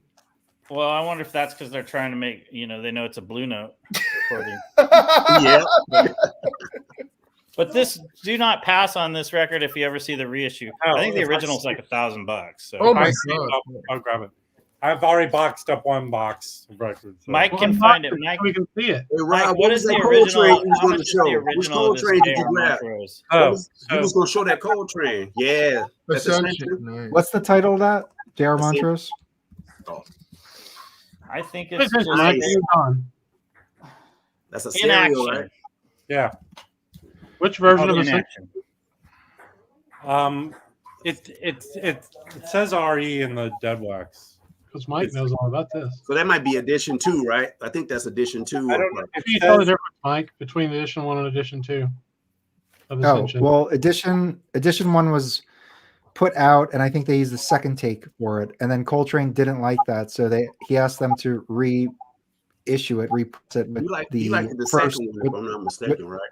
No. The edition 2 is the one Coltrane. Ascension is a nice, quiet late night album. So Coltrane liked the first session, but that's edition 2. So Coltrane heard the first edition 1, and it was the second session. He's like, no. Let's put it out with the first session, and then they reissued it as edition 2 with that session on it. I think this is edition 1. Does it have a number sign and then 1? There's a number sign. Yeah, that's probably edition 1. You can so if you listen to that, just stream the first 3 seconds of that record on both editions, and you'll be able. It's like the drums come in. Who's the drummer? Elvin Jones comes in on take 2, way louder, like way more obvious and loud than edition, and that's an easy way to tell which copy it is. They're just as desirable as each other. Does that kid Donovan come on these live streams? I'm hard. No, we don't let him here. He's not allowed. You bet. I actually have to leave Rob there. So I if you watch my other video, what's packed up is I thought I was getting a reissued, like it has a gatefold, and inside of it was the Magic of Juju, which I've been looking for. So if anyone has a Magic of Juju cover that they don't need, let me know. But now I picked up an OG of this. I've never seen that. What label is that on? It's MPS. MPS. Oh, okay. Wow. Oh, that's great lineup. If you watch my first video I did, I found a Beaver Harris live record. And I streamed it. It sounds great with Gretchen Monclar. Yeah, but that's not the record that's in there. So who cares what the lineup is? In the other one, it's the Magic of Juju, which OG. Oh, I'm sorry. Okay, sorry, I'm slow. But this is the correct one. Okay. All right. I'm telling you, all the records there were, you guys would just eat it up. The prices he had were just killer. So this wasn't. That's a killer. This wasn't the price, by the way. They all. What's the price on it? What was the price? This was $35. Wow. Really? That's not a great price for that. That's no, hell no. Actually, it's a fake stereo. That doesn't sound good. Yeah, that record shouldn't. You overpaid for that. Sorry, Rob. Oh yeah, because if it's one of those electronic. Woo! No, but I have most of this on that twofer, right? The twofer has that. It has all of that stuff, right? Yeah. So, hey Rob, on your trip, have you been able to find Animal Crackers by Little Georgie Benson? No. Yo, bad. I'm happy I found this. I'm still after that one. I like this is Japanese. This is Japanese. They still sound good. If you want to sell it, I'll buy that if you want to sell it. That's a great album. I really may be hungry for Bat. I can't find restaurant. All right, I have been looking for this record. It's not that I'm a big want list guy, but it's so expensive to ship this from. Again, that's a must. Billy Harper must. Yeah. I've been trying to get that on CD. You can't get that Chambers record for less than $50 on Discogs. So. Hey, Rob, did you see the Billy Harper record I got? Which Billy Harper? The one I showed about an hour ago? The Awakenings. That's a killer, too. This shows you my luck for records. So Record Safari had posted this record, and they're posting crazy shit. And I said to someone who was going, hey, can you look for this record? And he goes, someone grabbed it before I could. So I went in the store and they had a copy of it for cheaper. Oh, nice. Very nice. Like Narcissus. Nice. You know, what's on the cover in the bottom left? What is that? Where? Oh, there's like an Impulse label I just saw. No, this is a sleeve from the. It was a sleeve, I think. I think go ahead, Rob. Here's my main complaint against albums. Not enough musicians take pictures with their dogs. That's true. Yeah. That's a good looking dog, man. It makes me want to get that even more. Can you post that in the Pets channel on Jazz Bones Discord? This is like a Benny Hill skit. Like from behind Benny Hill would come up and go. I think it's an Afghan hound. That looks like an Afghan hound to me. I bought a Roscoe Mitchell record just because he had a pretty German Shepherd on the front. You know, Rachel has a lighter hairs like Farrah Fawcett. This dog's hair is like Farrah Fawcett. All right, nobody make a stunty joke. I think Black Narcissus is often unfairly maligned because it's jazz fusion. Yeah, I don't know half the guys on here, so It's a LA. Well, it's a classic LA studio slick album, but it's not that bad. I mean, look, the price. I don't want to say the prices, but that was not expensive. So. This Shep, one, right? Yeah, but let me take the Obi off because look at the killer lineup with him. Well, I don't want to take that. Jazz. A lot of the Billy Harpers are on those too. Cecil, Jackie Baird, and Roy Haynes. Oh wow, that's pretty good. Pretty good group. Very cool. What can you show the label? Can you show the label, that Denon label? Oh, Denon. Is that one of those straight disc or whatever? No, these are those sound good. Those sound really good. Those sound really good. The Japanese. These only came out in Japan, right? Yeah. Mm-hmm. Cool. Yeah, I have a couple of Denons that are just Japanese. I think Joe Chambers got a couple on that label too. Is Mal Waldron on Denon? Mal Waldron has a Denon. He got one. At least two. Hey, listen, guys. I posted that. Did anyone take advantage of the Light in the Attic deal yesterday? Oh yeah, no. I did. You talk about that. They had killer shit. I bought a ton of stuff from them. So, I already have this. So yeah. Oh, I'm jealous. You could put that in my pile too. That didn't. I don't think. I don't think. It's a super expensive one. It's a. I don't think. There's an original. Yeah, I think there's an original that is not on Prestige though. Hold on. Yeah, that's the original that's on Prestige. Hold on. Remember that night I went. Remember that night I went across the street. I saw this guy, John Mayers. That's the guy who was playing. He's like 83 years old. Damn. Myers. Well, he calls himself Mayers now. I don't know to confuse it with John Mayer. No, that's the original. But there is a weird story. Like it was recorded in mono, but then they put it out like rechanneled for stereo. Charles Tolliver. The Ringer. I have that. That's a killer. Yeah. That is such an undervalued record. If that was a Strata East record, that'd be like $150. It's not an $100 record. Yep. An OG of this is probably a lot of money. Yeah. This is a reissue. What is the OG? Hold on. What is the OG's the on? OG? I have the OG. I didn't know that. The OG's like $80. A lot of money. Hold on. Let me see.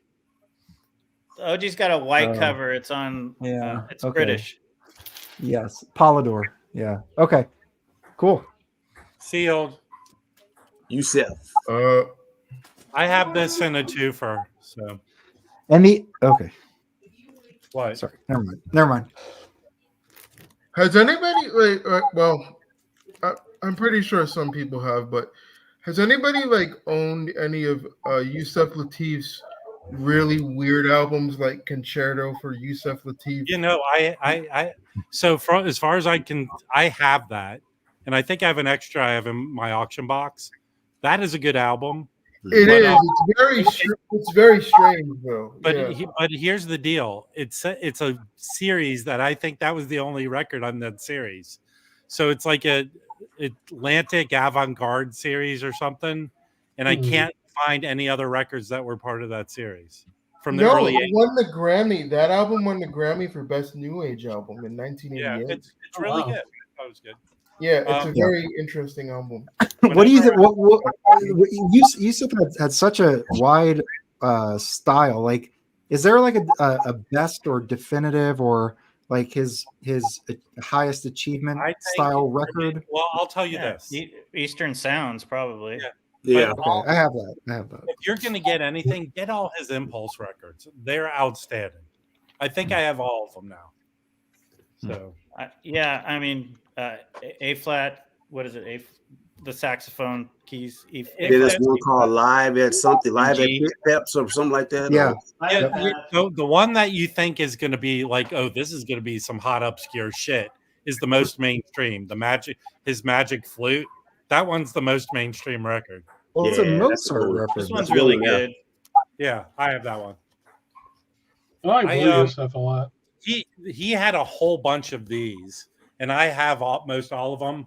But I picked up the two ones that people. That's a valuable one. That one's creeping up. I picked up this one and the Andrew Hill. So the Andrew Hill is even more valuable. Right. So what did he price the Andrew Hill at, if you don't mind? I don't know what they're going to be priced for auctions. No, what did you pay? What did you pay? Come on. I'm not saying what I paid for these. All right. Well, that means you did well. This is Or a you really don't, or good you don't live want us, album. or you don't want us making fun of you. Yeah, that's the one. That was a good one. That's a Live good at one. Peps is a really good. This That's is a a good great one. live album. Good Okay, one right there. I keep saying this. If you want those the whole Live at Pips concert, No, I know, but you get I that don't. one. No, I don't. I just want this. I hate the bonus tracks on a CD. No, I the agree. This makes me happy. Late Date is one that came out in the 80s, is the best out of all of them. And then there's a twofer, those MCA twofers, the Dedication series, and those are two of them. So there's four records of that show. No, I'm sure it's great. I'm the guy that, like, when I get to the bonus tracks on my CD in the car, I fast forward back to track 1 because I don't want to hear them. Really? How many times? How many? Really? Okay, What so, hold on. Brandon, How many? what is it about bonus tracks that you don't like? They never fit into the album. In So terms of what? Out of everybody that got the Tone Poet Coltrane stereo, They just sound. with It's the like a bonus remix. tracks. And Yeah. this how many and that. times, honestly, have you listened to that disc? It's not for me. It's the whole concert. I get to make my own I got the decisions mono. with my I didn't want music this in my fucking car. stereo. Listen, Yusuf didn't do a whole concert to go, just pick these 4 songs. All right. Yeah, I just recently. I What picked that up this year. That's a killer So album. I have the OG of this, but this Yeah. is a 70s green label reissue. Put that in my pile when you get back I mean, home. This is my favorite. Yeah, I want that. Yeah, Oh, that yeah. one's pretty cool. Dibs. All right, so there's a level of integrity that's coming up. Mark Glassman, it's not what the artist intended. I sort of feel that too, but You know what the artist didn't intend for you to own every fucking record they made. No, that's true. That's true. Like the Tyrone Washington session I talked about last week. Yeah, that Freddie Hubbard's a great album. Though. God, yeah. It was a live show. Oh, I have Felipe sent me a copy of that. It's very good. Heidi. Yeah. Well, That's my laundry detergent too. Westerman, right? So do you think that the Coltrane Live at the Village Vanguard 1961? Do you feel that those bonus tracks are not worthy because that complete gig is essential? I'm sorry. Look, I'm teasing you. I the more jazz, the better. I don't give a shit. It's nice. What is that, Rob? Is that an OG or what? That's tenor. No, this is a RVG OG. Yeah. Oh, nice. That's the tenor Yeah, scene. I mean, this does not look the best, but I'll clean it and see how it sounds. This was sort of a dollar bin record, but I'll show you. Play good. I'll show you a dollar bin record that's worth a lot of money. They had in the dollar bin. I don't see it. Wait, I picked this up again. Anytime you find in Chico Hamilton on Impulse, you get it. That's. But I had never seen this. Usually, it's a black sticker. I've never seen that. I never seen that. that. Is that one have a Jabbo? I never seen that before. But this has a great lineup. So here's the lineup. Yeah, I know. I just found mine. Wow. Jabbo and Stinson. Okay, I have a question for this next record. Hold on, just to be thorough. This is the stereo sticker I'm used to. Right, Okay. so am I. Right. So I never seen this. That's the East Coast stereo sticker. Yeah. We have gold ones here on the West Coast. All right. Fair enough. They're all golden. Can someone I help? love gold. Can someone help me with this record? This is truly a blind buy. I picked this one up. Which one is that one? Oh, come on. I look like Mike. Is it Eric? Let me Klaus? out of here. Chris. Klaus? Okay, thank you. Touching it. Transcriptions. Transcriptions. The album. Ooh, I'm not familiar with that. Not familiar with that one either. Cool. So this was recorded by the Radio Canada International, and I don't know any of the where are the people on it. Everyone who's on it. Was Rachel the mastering engineer? Yeah.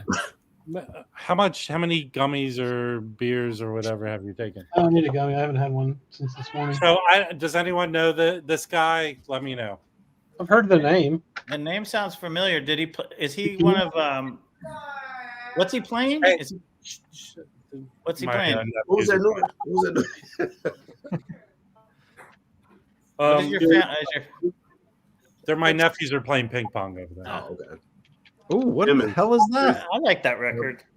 I've never even seen that record. Are you kidding Nah, me either. Never seen that one.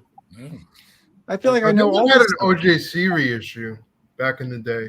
Tim is always good though. Can you show that again, Rob? Can you do that again? I just wanted to see the songs. It's you want to see the song? earlier, Yeah. Timmons. That early Timmons? Yeah, I like his stuff more towards the 70s. Okay. Well, didn't he die that's good. in the early 70s? I'm sorry. And He died. Who's he playing with I on think that? he Is died that in like the late 60s, 68, 69, didn't he? I Is that have his his standard Yeah, album with the blue cover. Does anyone have this one? Yeah, that's a Latin record. How is that record? It's different. I think it has Candido. Yeah, Yeah, that's a fun record. What year is that? Like 62, 63? I don't know. Is it more like bossa nova or just straight like Latin? I was playing congas and Okay. it's like full It's on. got the lamest inside the gatefold. That cover looked tripped out. Yeah, That's a cartoon. What's the famous artist? What's his name? Liechtenstein, Liechtenstein. Is that a Liechtenstein? or is it Liechtenstein? Liechtenstein. Is that produced by Creed Taylor, Rob? Yeah, yeah. Yeah. Like your guy John Mayer? Hey, you want to see what an idiot looks like? You gonna show me? Yeah, no, he's over there. What's happening here? Yeah, that's the original singer. Oh, that's not that I much. don't know. My computer just freaked out. Sorry. Okay, not this record. I'll show this one. I've seen that. Yeah. Yep. You a Was it musician, Getz? Rob? Is it You can't Getz? hold that. Oh, I think I Is know that what Sonny songs on Stitt? there. That's a good Is that record. Sonny Stitt? Getz. Oh, Oh, Getz. Sonny No, Stitt. that's Yeah, Getz. Sonny Stitt's on there. That's a Gillespie and Guess. I remember Yeah. that album. That's a good album. Show the cover again. Show the cover again. So Looks really that's Stitt over to the right, Dizzy, and then Stan Getz. So yeah, Stitt's playing alto. I have That's this cool. album. I'm telling everyone, if we sell out one record tonight, this is the best Dizzy Gillespie album. there Yep, is. I got that one. That's a must right No there. way, This dude. is the soundtrack No of the way. Yes, The Yeah, best Dizzy Yeah. Gillespie record is Portrait of Jenny. this is it. Oh, that's on Perception. that's Yeah. the one that was that's by Mal Waldron, right? I got that record. This is a kick-ass record. That's a good record, and it's inexpensive too. Yeah. Have you taught your nephews about jazz yet, Rob? My other one's a musician. He's into metal, so I got him to listen to free jazz, and he was liking it. Rob, Well- was that a mono or a stereo? This is it's both. Rob, expose him to Mahavishnu. This is mono. Oh, This is mono. okay. Nice. Okay. So I'm gonna check what the one I have at home is. Rob, if your nephew likes metal, expose him to Mahavishnu because it'll be right up his alley. Well, I gave him the Sonny Chirac stuff. Oh. I'm on. Yeah. Cool. Okay, this was the dollar record that's worth money, even in the condition it's in. Oh yes. Woo! Yes, sir. Yep. All right. So what is it? So is it G plus condition? What's the condition? I have to get it That home. record still goes. It could be as long as it looks decent, it'll still sell. No, it doesn't Look look at it. decent, but I'll clean it and listen to it. Yeah, So That's- that's too that's big. the one right there, the first one. This one here. Yeah, Yeah. 1960 first pressing. yeah, So we'll have the blue label. Do you have a That's blue right there. turquoise label? yeah. Turquoise, Okay. Cool. Hold on. deep groove, turquoise. Nice. Okay. Yeah. So let's see. So okay, so median's 125. There are 13 for sale. Yeah, We're just gonna narrow it to United States because even it's good. Whatever. Even if it plays like an F. yeah, that's 42. Those records play. A G is 120. VG is 160. Yeah. Okay. And then we got Pop Psych. Let's see if we can do this real quick. What two items do they have that you want, Mike? Who? I love those. I love finding that out. Oh, Yeah, screw this. Let's see. Who? Now This look one? how mentally insane Mike is. He's got like 5 tabs open. These are, so I put a bunch of United Artists titles in my want list like a year ago. Hey, can everyone go buy everything in Mike's want list, please? Look at that shit. Hard Drive and Jazz. Well, this was released. So Coltrane's on this. You guys know this, right? This was later released as Coltrane Time on. Yeah, but the Coltrane Time is cheap. You can get that cheap. Yes, this is the original. And Hard Driving Jazz is the mono, and stereo. They retitled it for the stereo, and that's called Stereo Drive. Yeah, and that's the. There's a guy I know who's a big record dealer in LA who had a copy of that. Yeah, I think he wasn't selling it for that much. I have the mono. Oh, that's right there. Nice record. That's a killer Muse. Yeah, I have a Japanese of this, and this is a white label. Ooh, nice. Oh, yeah, that's a good Jeffrey. All those Pepper Adams on Muse are really good. Yeah, agree, Jeffrey. Okay, I didn't realize I bought the same album, 2 different covers. Oh, yeah. Well, I want one of them. I do too. I'll take I either love one. that album. Yeah, give it to all of us. Split it up. Wait, you don't have this, Brandon? No, I don't. I had a copy and it was kind of messed up. So that record you always see trash. Always. These aren't in the best of shape, but I'll remember for both of you. This is my 3rd copy of this, and the only reason I bought it is the cover is in really good shape. So nice. You can swap them out. Yeah. Have a little marrying session. Okay. Yeah. So I didn't realize there was a partner album to this. So there's 1, 2, 3, right? Yeah. And then this is the next 4, one. 5, 6. Yeah. I only have 4, 5, and 6. I have that one. I just got 4, 5, and 6 on the CD. Donald Beard? What? Yeah. What? You know, that's a typo. That might be worth some money. And there's lots of typos in these records I'm finding. Oh yeah, on jazz records. Those will do some fetches, man. That's fetch some money. No, they all have them spelled wrong. They spell their first. Oh yeah, like that Kelly, that Wynton Kelly one, Kelly the Great. That one got like a whole bunch of different. Well, sometimes they're wrong. They're wrong on the cover. Yeah. What are you doing, man? He's trying to tell me something. Speak low, I've been looking for this one. So this is a reissue on Muse. Was it a Cobblestone? This is a Muse. Mm-hmm. It was put out as a Muse, but the original, I forget which label it's on, is from 61. This is from 74. Okay. I can't remember though. Yeah, so Hey, this Rob, do you know who owns the Cobblestone catalog? Is it Sony? I don't know. Roberto says that Pepper Adams looks like AGK. Don't listen, Roberto. I'm tired of your bull crap. Stop it. That's a really good live record. Yeah, it's got water damage, but it was part of it in the dog. Yeah, that's a great album. I prefer Volume 2 though. Oh, that's a Liberty. 70. That's 70. Right? 71. West Coast. But I need to clean this up. It looks like it'll clean up. Yeah, I just recently got a West Coast one. Well, I mean, those records you're probably not going to find them in great condition because they're party records. Yeah. Right. This is sealed. Kenny Burrell. Yeah, this is from the 70s, 78, 1980. So this is a repressing of No, this is a different. It's yeah, okay, yeah. That Village Vanguard, yeah. Oh wait, that's the that was part of that 12-15-78 twofer that 32 Jazz put out on CD back in the late 90s. Maybe, but this is a Muse record. He did a lot of Right. But they had the Muse. They did Muse reissues. I used to have that as a twofer. Yeah. Okay. Yeah, a lot of stuff in the other box is some stuff I got today, but this. Don't sleep on this dude. His stuff is cheap and good. Yeah, the flute player. Yeah, but look, he has some. He has a couple on John Blake on India Navigation. Yeah, well, this is on Gramavision. I have one on India Navigation that's like a classical record. No, I have that one, but I have 2 Gramavision. now. I have the one you have, Rob, with the white and the blue text on the cover. Yeah. Indian Rob, Navigation. are you into Jonathan Blake at all? I mean, I know not really.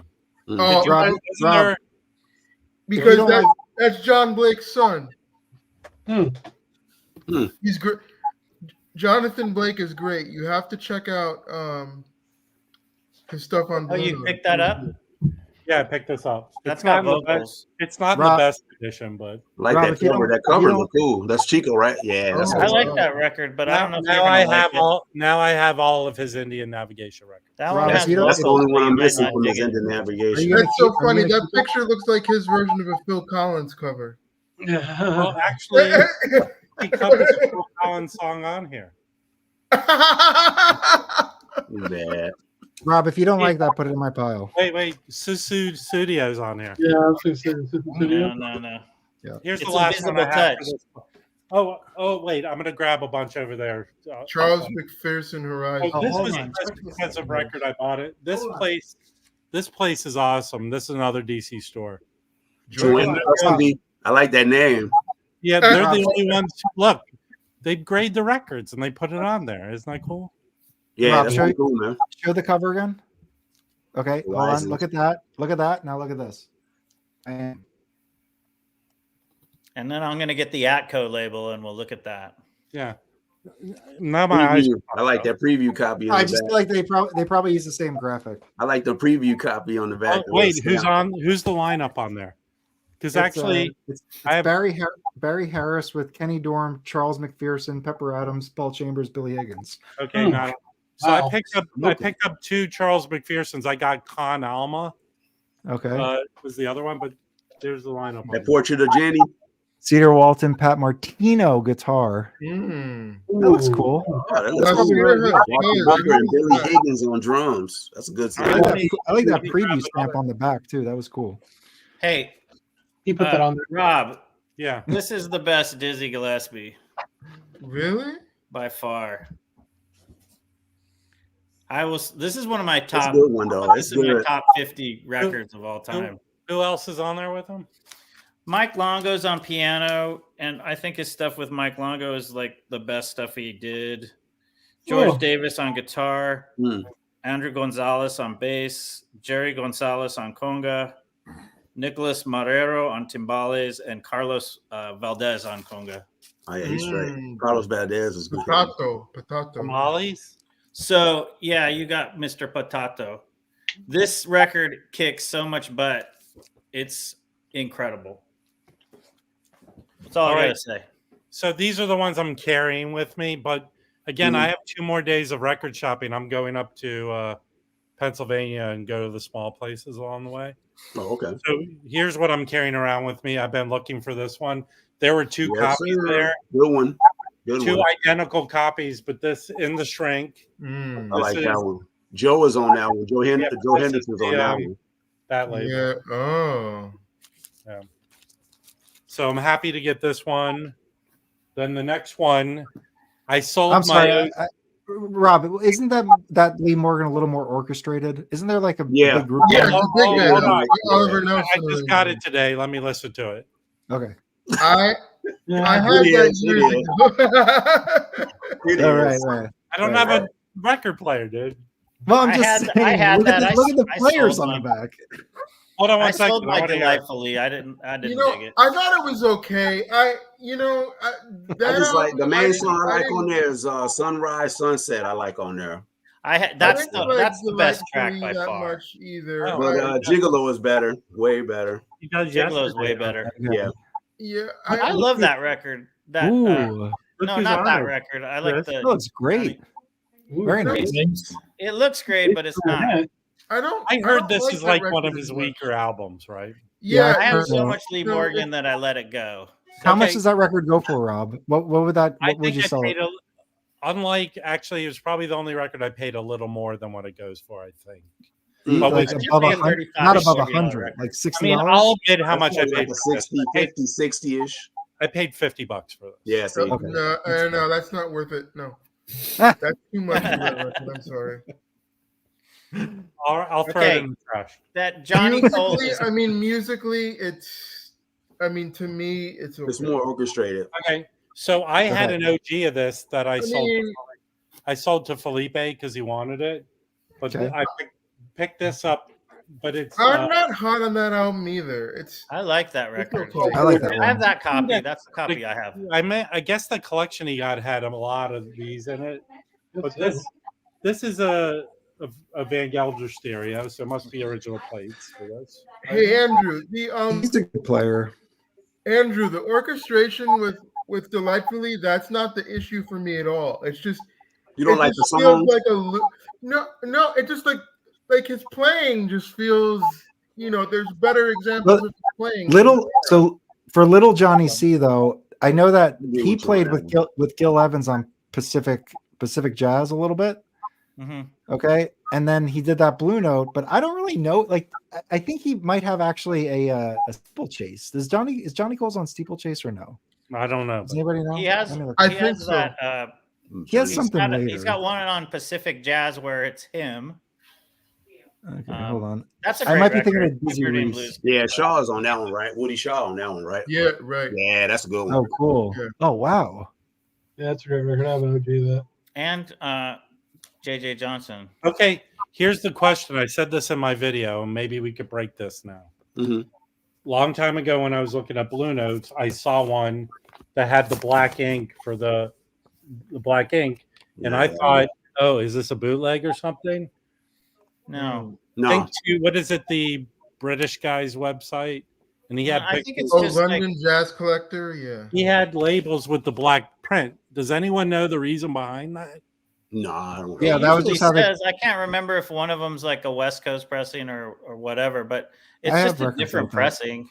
I have one. Some of those Donald Byrds was like that too. Some of those Donald Byrd. Then there's a McCoy Tyner like that too. I found a Wayne Shorter. Yeah, Wayne Shorter. That label reminds me a little bit too much of the EMI Manhattan 80s era Blue Note logo when they did the reissues in the mid 80s on the crappy DMM vinyl. Yeah, the DMM the vinyl. DMM, reminds me of that one. Yeah. Yeah, buddy, that's a good one. I still need that one. Every time I run into that one, it's always the bad shape. People play the hell out of that. This has a spelling mistake on it. Do you know where it is? It is now. Harold Vick. Yeah. Yeah. Okay. All right. Yeah. Yep, that's original. Yeah. Maybe Chad should reissue that because he loves Pharaoh. You know, Chad loves Pharaoh. All right, this is. Hold on, I just wanted to quickly show this. This is Quebec Soul Samba. This needs to be reissued. I don't know what's going on, but this is also that's also on that label, Rob. Yeah. Someone needs to tell us what's going on. Okay, here's the last one. I do already have production. I'm good with this for now. I already have a copy of this, but you never see this. There's only one for sale on this. I'm looking for that one. Well, I already have a copy of it, so this is going to be made for others. Now I need to know how much. I have never heard of that. Because that is an expensive record. If I told you how much I paid for this, I would have to kill myself. Yeah. Is that the Muse, right? That's on the Muse label? Yeah. The Muse stuff goes for a lot now. A lot of their stuff. Really? Their stuff's okay. Their stuff's okay. I'm not crazy. Really, Andrew? Because years ago, Muse stuff used to be so cheap. I see it now. It's got, in the last 3 years, it's gotten crazy. Are there 3 or 4 Visitors records? It's like Milestone. Well, there's Neptunes that's on Cobblestone. Yeah. Then I have the one with the blue cover. What people figured out is that a lot of the Muse fits into the Strata East genre, and the price is just kind of jacked up in the last 3 years. Yep, that and like $5 records. Milestones used to be cheap too, and I look at the Milestones now. Look at the price. I carry these with me. Well, the Milestones still are cheap, just not Joe Henderson. So this is their news title. This is Visitors. All right, I'll trade you. Well, this one I think is actually not as expensive as the other ones, but this is my favorite one, so I'm happy to have it. And I'm not really looking to be a completist here, but they're good, and they're the sons of Alice Coltrane before she married John. No. Okay. No, that's not it. There's a lot of mix-ups.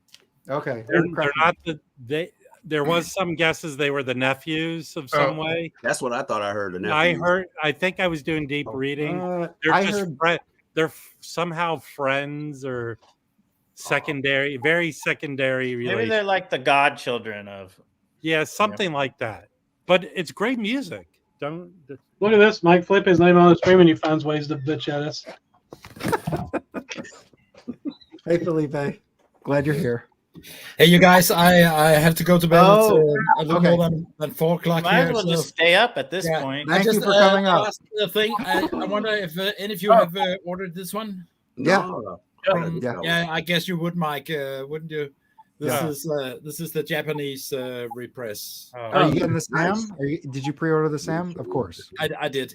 Yeah. That would be so. If you want to do I would love to hear your opinions comparing the two. I'd like to do that. I wrote to Fred if you could send it a little in advance, but I haven't heard from him, so I'd like to have my video up when it comes out. I think it's the 2nd of December. This is a little, it's not as good as many of the Japanese reissues. It sounds good though, and they did a good job with the label. It's like the original label here. But of course, when it comes from Sam Records, it's everything. It will be top notch. The photos and stuff. Yeah, well, Mark Glassman was poo-pooing that record. You were Glassman if you're still there. I streamed it. It's good. This one, that one. Okay. Yeah, I'm looking forward to that. Well, I'm going to be cutting out early myself too, because I'm getting pretty tired here. So okay. Yeah. So I'll see you guys like next week. All right. Thanks for coming. Hey, see you later. Nice meeting you guys. Nice meeting you. Super. Good night. Yeah. Oh shit. Now you pissed off last one. See, there he comes, the guy who has every record and rubs it in. This son of a bitch. Who? Last man. I'm getting the last man standing. Last man is fucking dead. He is fucking dead. I actually have power over Lastman. You want to know what my power is? We were talking about Bobby Timmons. This is one of the late ones. My favorite Bobby Timmons by far is Chung King. Yes, I agree. This record is, I think this might be the last one on Prestige. I agree with that one. Yeah.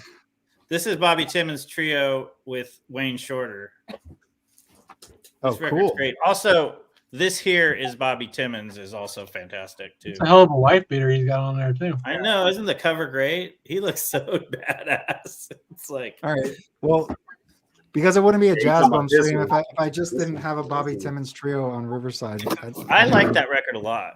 This is pretty good here. So this is with Art Blakey, Blue Mitchell, and then obviously Bobby Timmons. It's good. The one record I do kind of want is this here's Bobby Timmons with the original Monin. I actually don't think it's like his best record, but I honestly, Monin is such an iconic song. I actually have like the original. I like the trio version better.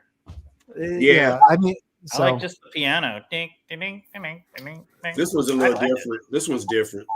Oh, that's a good one with Sam Jones. Yeah, but it's different. Yeah. Nice. Hey guys. All right, Mark. Wait. Can you show that cover again? Should I brace for impact? Yeah. What the fuck is going on there? He's modeling for Sears. Yeah. I like that cover. Timmons? Oh. You know what? Artists should be making covers like that today. No, they shouldn't. Yeah. I got a couple of them, different ones. I go to Chung King. Yeah. What pressing is that? Is that a first pressing? This one right here? Yeah. Yeah, first pressing. Woo! Nice. What's up, Lastman? Not much. How are you guys? Good. What's going on, man? All right. First of all, okay, yeah, so tell us about this fucking record that you hate. Listen, Rob. First of all, I don't have every record. I have a very small, well-curated collection. So it may look like I have a lot of good. You know what? That's exactly what someone who has every record would say. Nice. I like that stereo. I didn't poo-poo the Sahib record. What I said was it's a good record, but like I find in the VC, especially people who are like, and this is no offense to anybody, people new getting into jazz, as soon as they see like a rare record being reissued, they think I have to get that record. Just because of rarity doesn't make it so good. That's all I was saying. Yeah. It's a good record, but it's not like crazy good. No, but my advice is stream it first. That's what I exactly. Yeah. I mean, it's not to me. It's a pretty straight ahead, like a larger ensemble jazz album. It's kind of I don't know. It's nothing special to me. Just my opinion. I know I think it's fair. I totally understand what you're saying. Like this does not make or break a collection. Like if you can get it, that's great. If not, yeah, it's, exactly. You know, it's right. Last minute, I thought you said farts sound better to you. No, well, I never said it was bad. I said it was a good. It's a good album. It's but I just find like, so it's farts on the toilet. Especially with like you said, a lady fart sounds better to you. Especially with the Sam records, it's good stuff. But like, I mean, a lot of those records are rare, right? So it doesn't make it a great album. So like, people rush out and they have to get it. Like like Rob said, check it out first before you buy it because it might not be your cup of tea. It's a good album, but like just because it's rare doesn't mean it's good. I was personally into buying it, Mark, by my reissues suck anyway. Oh yeah. I agree. Reissues suck. It has the year on it. Done with reissues. I mean, they're fine. Showing my stuff. I picked up the. Go ahead. Oh, no. Jump in. Yeah, I went ahead and picked this one up because I heard the one guy, the West Coast. What was his name? Jazz Collector or whatever. He's from Atlanta. Yeah, I wanted to check it out. He was saying how good it sounded, and I was like shocked how good it was because I have it old. I got an old beat up copy. I have it plays good. You mean What Cam Brown? Yeah. Yeah, One Cam Brown. Yeah. He has really good commentary. He's great. Yeah. Sounded really good. He's the only guy I listen to. This is one of my favorite tone poets. Brendan doesn't listen to any of us. I love his tone poet. I wouldn't either if I was Brendan. I kind of slowed down on the tone poets, but when I heard this one, I was surprised. It was really good. That is a good one. That's a great. Like that's a cool. Yeah, that's a cool album. Love that. And I got I picked up. This is the alternate cover. Picked up this Earl Land. I've been really digging his stuff. And what pressing is that? What? Can you show the label? Like, 70s. Yeah, I have the same one. I got the same one. How much? What you say? How much did that cost? This one I got at Reckless. It was $20. Oh, I paid 18. Yeah, I got it at Reckless. I was kind of shocked. I was like, I jumped on. That's a good price. I have the OJC of it. And I got this one from Dusty Grooves. This one. This was a while back. That's an OG. Yeah, this is a UK. Oh, it's a Jap. Oh, UK. UK. Yeah, Riverside. I have the exact same UK pressing of that. Yeah, I only paid $30 for it at Dusty Grooves. I think I paid 30 I looked it up online. Somebody tried to show the cover. Good. That is like one of the best covers. I love that cover, man. Yeah, that's awesome. Cool as hell. Oh, that'll be next week's live stream cover thumbnail. Actually, you should just do your room like that, and then you can just hang out. Yeah. You know, I had the Philly beat too, of course. Oh, that's expensive. That's a pricey. I didn't pay that much. I paid $30 for it online. Okay. Nice. Very cool. Copy I have too. Now the price went up after Ken McCullough talked about it, and then I went back to look again. I was like, man, what the hell happened? Yeah. Then I got this. This was a different. This is Jack Wilson, but it's different. With Leroy Vinegar, I like it. It's like it's tripped out. One side is more laid back, and it's a tripped out record. Stereo. That's a good album. Yeah, I like that record. I like it a lot. He has another one. And then Sonny Chris, of course. I got this. I love this. That's a good one. Nice. What pressing? Oh, nice. I like this record a lot. I read his story. It was like crazy. I was like sad, man. Yeah, his prestige work is fucking excellent. Yeah, this dude is underrated. Very underrated to me. Yeah, agreed. What's that one? I'm gonna look it up. Y'all keep going. What's that one Sonny Chris I have is amazing. Are you what's the rebirth of the cool? The rebirth of the cool, Chris? No, Chris Craft on Muse. It's fucking awesome. Oh yeah, Rebirth is amazing too. That's when I grabbed this one. The guy Deep Groove Mono was telling me about some stuff he ran across a collection. I think it was in New York. Yeah, and I had grabbed this. The 70s. Yeah, Van Gelder. I actually of Henderson's Blue Notes. I think that's my favorite. Yeah, I was surprised. I never heard this record. And and my really favorite, my favorite is Page One. I love Page One. Yeah, that has Pete LaRocca too. Yeah, but this one's later, and it has Andrew Hill on here. That's what. Yeah, that is cool. I like Our Thing because it reminds me of where he's going with the Milestone stuff. Yeah, this one I bought from old boy Deep Groove Mono. Yeah, I picked up a couple titles from him too. Yeah, so I grabbed that one. I was really happy about that. That was a good one. I mean, I just think everything Joe Henderson touches is magic. Me too, also, man. When I see Andrew Hill as a sideman, I like that's you gotta buy it. Awesome. You gotta buy it. Because I don't think it happens all that often. And on Bobby Hutcherson, Bobby Joe Henderson. Oh yeah, I bought this one too. I just haven't listened to it yet. Trying to think who else he sidemans for. Yeah, I bought this too. I haven't listened to it because I never came across an original. I got to hear an original. I grabbed this too, the reissue. I haven't listened to it yet though. One of the only girls I haven't heard. Mark, you have an OG of that? No, I never ran across. I ran across one.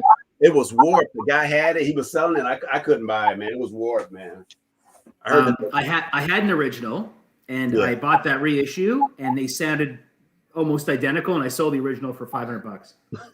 Good, nice. Yeah, I would too. There's a guy here in Toronto who will like I don't even go online. He's just he's a collector with deep pockets, and he and I trust him. He comes to my place, he listens to it. It's good. Gives me cash. We're good. I don't have to worry about sending it in the mail. Someone saying it's not the condition you have. But this guy, like, he's kind of got into it over COVID. So like he sees my stuff and he's like, he goes nuts every time he sees my collection. So, but I trust him to come to my place. He checks it out and he buys it on the spot. And I don't have to worry about it. Man. You found somebody complaining like that, or sending it back or anything like that. So yeah, that's cool. Mm-hmm. Yeah. All right. So Mark, I would ask if you have stuff to show because I would want to see it. I need to fucking jump, but I have 3 records I did want to show to the world before I left. So otherwise, are they timeless? The red carpet for you. Are they timeless? No. I hear they sound really good. Okay, they're all mono. So so number 1, I have to get a mono switch. I think I know which one of them way was. Too much mono. I know what one of them is. All right, so earlier today, I did an unboxing video. Try to do a little bit of a deep dive on the pressings of a Love Supreme mono. Yeah. I listened to this. I think I mentioned this on the upfront, but I cleaned it. I put it on the table, listened to it. There was a low noise, like a low static. And I was like, oh, okay, well, it's still listenable. Like it's fine. And then I have a Y connector to make like a fake mono thing. It's the thing that Steve Hoffman always recommends. It took 99% of that away. And this thing, I didn't listen to the entire thing. I listened to Acknowledgement, which is the first track. It sounds perfect. I mean, a little noise here and there, but unbelievable. I need a mono card too. I have that one. And then I have the Chad stereo reissue. That isn't in like, I don't want to sound like some audiophile, whatever, but like it is a totally different sounding record. Yeah. It's like incredibly different. And I like both of them. I'm not saying one's better than the other. Yeah, the guys always say, "Oh, it's a full fold down." That's like, get the hell out of here. It sounds good to me. I don't care. This Van Gelder stamped, got the Van Gelder feel to it. Really nice. It's great. I'm so happy to get That's that. a good steal. It's probably the most expensive record in my collection. You got it at a really good price. I have the got it before Mark Glassman tricked you out of it. No, I have a white label promo mono. The thing is dead. Nice. I bought it off a guy who bought it, played it once, and recorded it like 30, 40 years ago. And then he had it. So I bought it off him about 20 years ago. I think I gave him, at the time, I was like, $200. That's a lot of money. But now the thing is crazy. But it sounds beautiful. But I have that and the UHQR. 2 totally different sounds. Yep. I'm sure. Yeah. I mean, the UHQR is amazing too. Like, I'm not a Chad fan. Yeah, that UHQR. He did a good job on that one. I got it. He did a good job on that one. That sounds great. Okay, next one. I found this. It's my wife's birthday soon, so I was looking for birthday presents. I went to some antique stores. I found this for $10 clean. And Chad just reissued this, but this is the mono. It's Phineas Newborn Jr., a World of Piano. It is the mono, so you're going to see a mono trend. And I got this for $10. And it's got obviously Phineas Newborn, but Paul Chambers, Philly Joe Jones, Sam Jones, and Louis Hayes. It's 2 trios, so 1 trio's on side A, 1 trio's on side B. They do Lush Life on this. They do Oleo on this. It's like nuts. This is a great record. Go get that Chad reissue. I take back me criticizing this record when it was first announced. Great record. I wanted that. That was one of the ones I wanted to get. Hey, is there any way you can make a video taking back of all the records? Because there's that Bill Evans, Tony Bennett one coming out too. I just pretend to have an opinion here. Okay. This next one I got for $30. I thought it was a good price. And I took a risk on it. I didn't know what the quality was going to be. This is an early 1957 mono contemporary, so another contemporary. This is presenting Red Mitchell with about the lamest cover you could imagine for a jazz record. So lame, playing the bass. so lame that it's actually not lame. That's how lame it is. Like, He looks like Howdy Doody. No, it looks like Jazz Bum Mike if he played the bass. Mike doesn't have bright Look, red. original with the red and the red squared box. Okay. Yeah. And who's on this? We got. You don't even know who's on it. I do know who's on it. Where's on it? Okay. So James Clay, flute and tenor sax. You guys know James Clay? Mm-hmm. Definitely. Okay.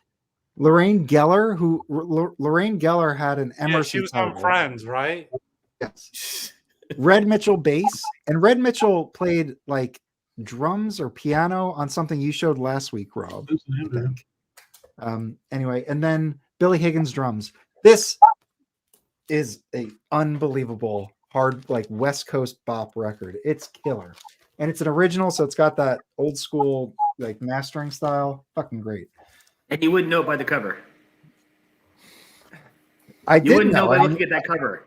Yeah, I did see the record, and I was like, contemporary. James Clay is great. Like clearly early. I told you I met his widow at the record store. It's so good. Red This is Mitchell's really Red good. Widow. Really good. Okay, and then I met I his need to. widow. And I have one more to show for the folks. Damn it, Mike. Shut up for a second. Nice. Who's the one that you meet at the record store?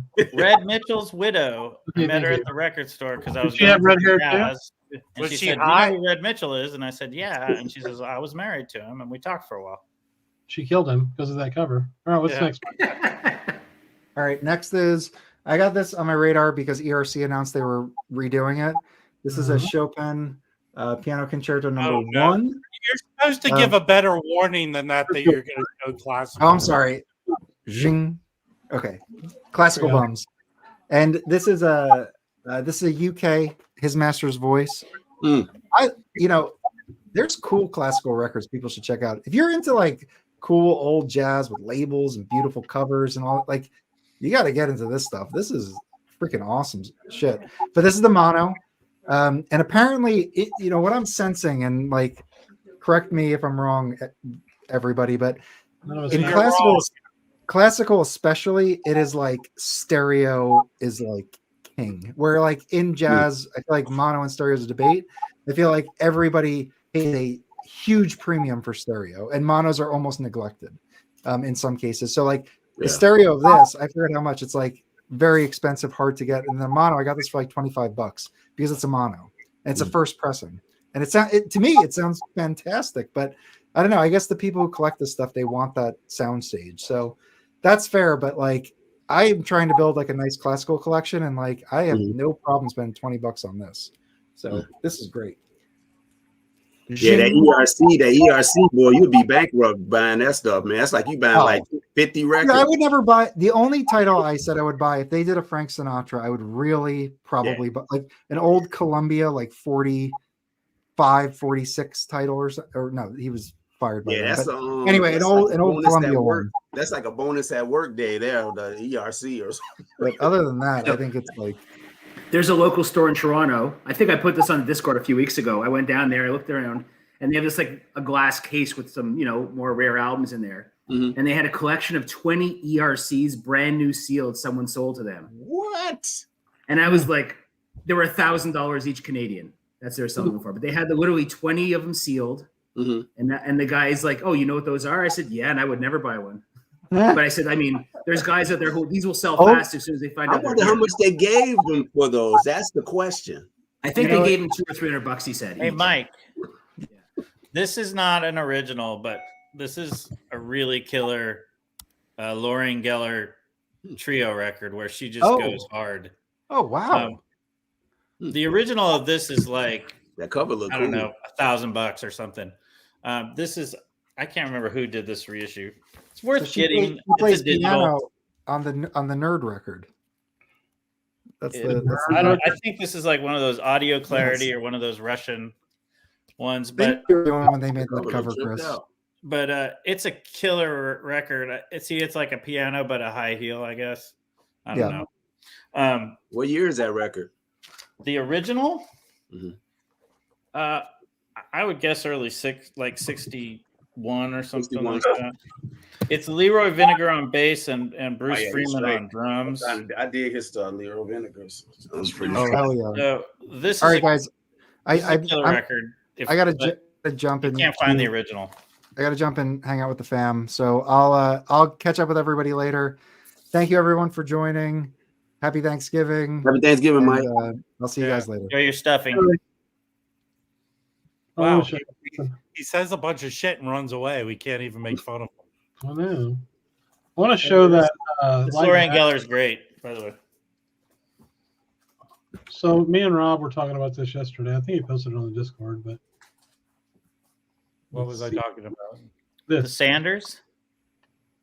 Just the Light in the Attic going on. So this is the Light in the Attic sale. Yep. A lot are still available, but I spent way too much money buying. I got that Sanders. I have that one. Yeah, I got that one. This one's really cool. I got that one too. That Paul Jackson, that's the one a lot of people say that was I see that a lot of people talk about that record. I never heard it. What is Light in the Attic sources? Do they just do whatever? Yeah. I don't know. It probably is digital, but I have that Feel the Wind. I have an original. That Calvin Keys has been at my local shop for a while. I've kind of been interested in it. I listened to it. There's 2 later records. Get those. I'm not impressed by that record at all. How's that John Hicks down there, that trio? I don't know about that. I bought this one. This one's good. I got this one. Yeah, I have that one. I don't know. That John Hicks trio is not expensive to get the original, though. Oh, okay. It's only $17. How much cheaper is it going to be? These are $15. But then it's probably then it's a wash because it's probably $10 to get it original. What do you know about this one, Rob? Mixed bag. It's a fusion record. I got it because I looked it up and it's a well-regarded record, so I just got a mixed bag. Then Oliver style. You know what? It's a mixed bag. It's a mixed bag. It's a mixed this bag. one's cool. I got that one. I wonder how that Wendell Harrison is. Well, you know what? I ordered it and I started streaming it, and I go, maybe it's a little too 70s funky for me. Yeah. I want to check out that. What about that Japanese collaborate or like a compilation? This is a good deal for these. These are kind of expensive, so those are like 40, I have volume 2 already. $38 normally. It's a double record. Yeah. Yep. Yeah, I'm kind of interested. Really good. So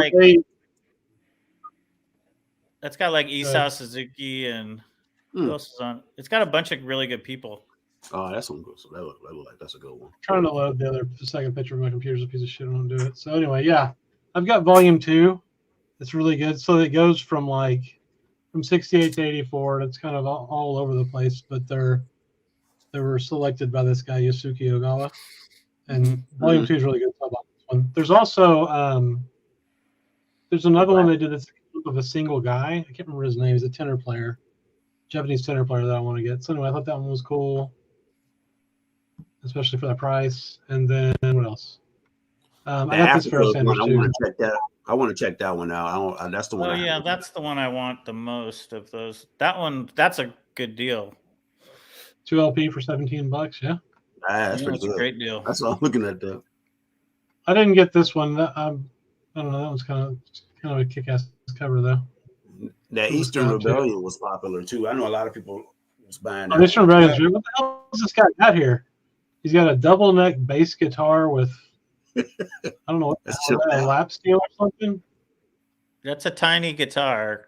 That's like mini me. So yeah, that guitar looked tripped. That almost looked like that Pat Metheny guitar. I remember that Pat Metheny got that double bass. That's crazy. Double bass, a long neck and a short neck. That's crazy. Yeah. So yeah, I didn't get that. That's kind of crazy looking now.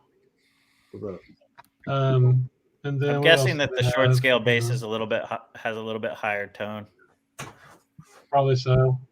I did not get this one because I didn't know it. Did you get that one, Rob? Well, hold on. This Kifu Mitsuhashi and No, Kiyoshi you know what? Yamaya. I didn't get Kiyoshi that. Yamada. I didn't get that one. Not It that looks one. kind of cool. It does look cool. Yeah, I I already, already have that. Yeah, I already Did you have go? that. That's a good record. What? Chet. And, yeah, I you have sure that buy it. Wendell Harrison. Hey, the one I got they sold out of is the Mal Waldron Archie Shepp record, the double record. They had that for Yeah. $15. Damn, That's they like had it for 15. That record Yeah, goes that for was- more. That's yeah, a it pretty goes good for like price, man. 50, 60, or $70. That's That's when I Rob want bought to get that record. I got that for 15. I have that Wendell Harrison. It's pretty cool. Fly Sounds by sounds- night. sounds good. I got it on. It was on RSD first, I guess, last year. I think that's what I have. I think I have the RSD then. Yeah. And then I skipped this one because Rob said he heard it wasn't good. This Azar Lawrence, I streamed it and I did not like it. So yeah, that's it. I got that All That Jazz. I got that one. What is it? Yeah, I have that already. I paid 50 bucks It's for the like a damn thing too. from jazz anime soundtrack. Oh, okay. Yep.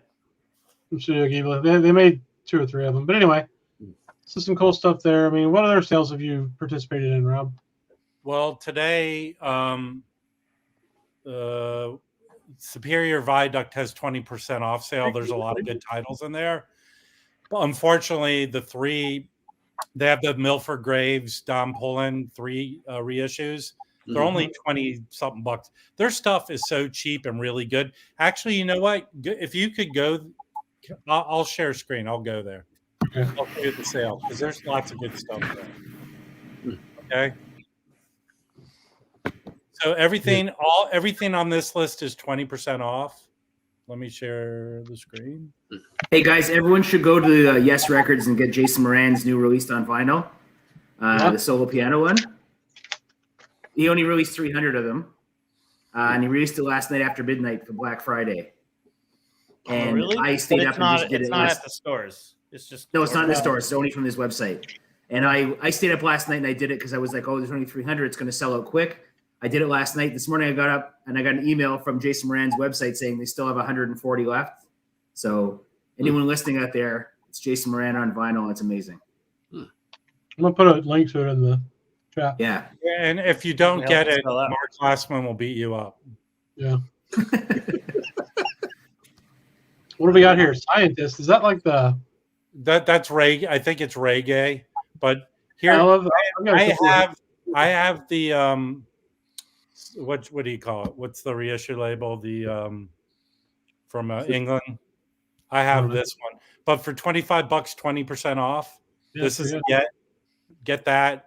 This I want to get that one. That Bayer Lancaster and the Alice I want to get. Yeah, Bayer these are all- Lancaster's an amazing album. These are all. Here's what you use. You got to use. There's a code called. It's at the top here. Just make sure you use this code when you check out. Black Friday 2023. Okay. So all these are 20% off. Their stuff is mostly digital, but the covers are hardcore board. They're really well done reissues. They got the Albert Eiler here. Yeah, Sonny Chirac too. I don't know and then there's what's up with Suburban Lawns, man? That shit's freaky. yeah, $20. I got that one original. The Zuckerzeit. I have original of that one. I found that cheap. I have that. I have that McPhee. Yeah, I have it. It's pretty good. Yeah. I mean, the sound is pretty decent. I have Curtis, yeah, I have Curtis, I have an original. Devo. Quit scrolling. What do you want? What do you want to look at? Naked guys underwear? No, the Curtis Mayfield above that. That live one's good. I have an original of that. I think that came out start your year October or something. Okay. But Wow. this is again, the Superior Viaduct reissues are outstanding. They're really good. All right. That's what all these are. Superior Viaduct. Yeah. These are all 20% off. Oh, which one? Yeah. Oh, okay. That's not bad. I don't know these. Do they still have the Mingus Plays Piano, or is that out of print now? Who? Superior Viaduct did Mingus Plays Piano. Oh, that's right. They did do that one. They don't have any of the Minguses because I originally bought their Black Saint one. I think they're out of print. They did them several years ago. Yeah, I have the Herbie Hancocks. Those are good. Like I have the Fat Albert Rotunda and the Yeah, that's a I like that record.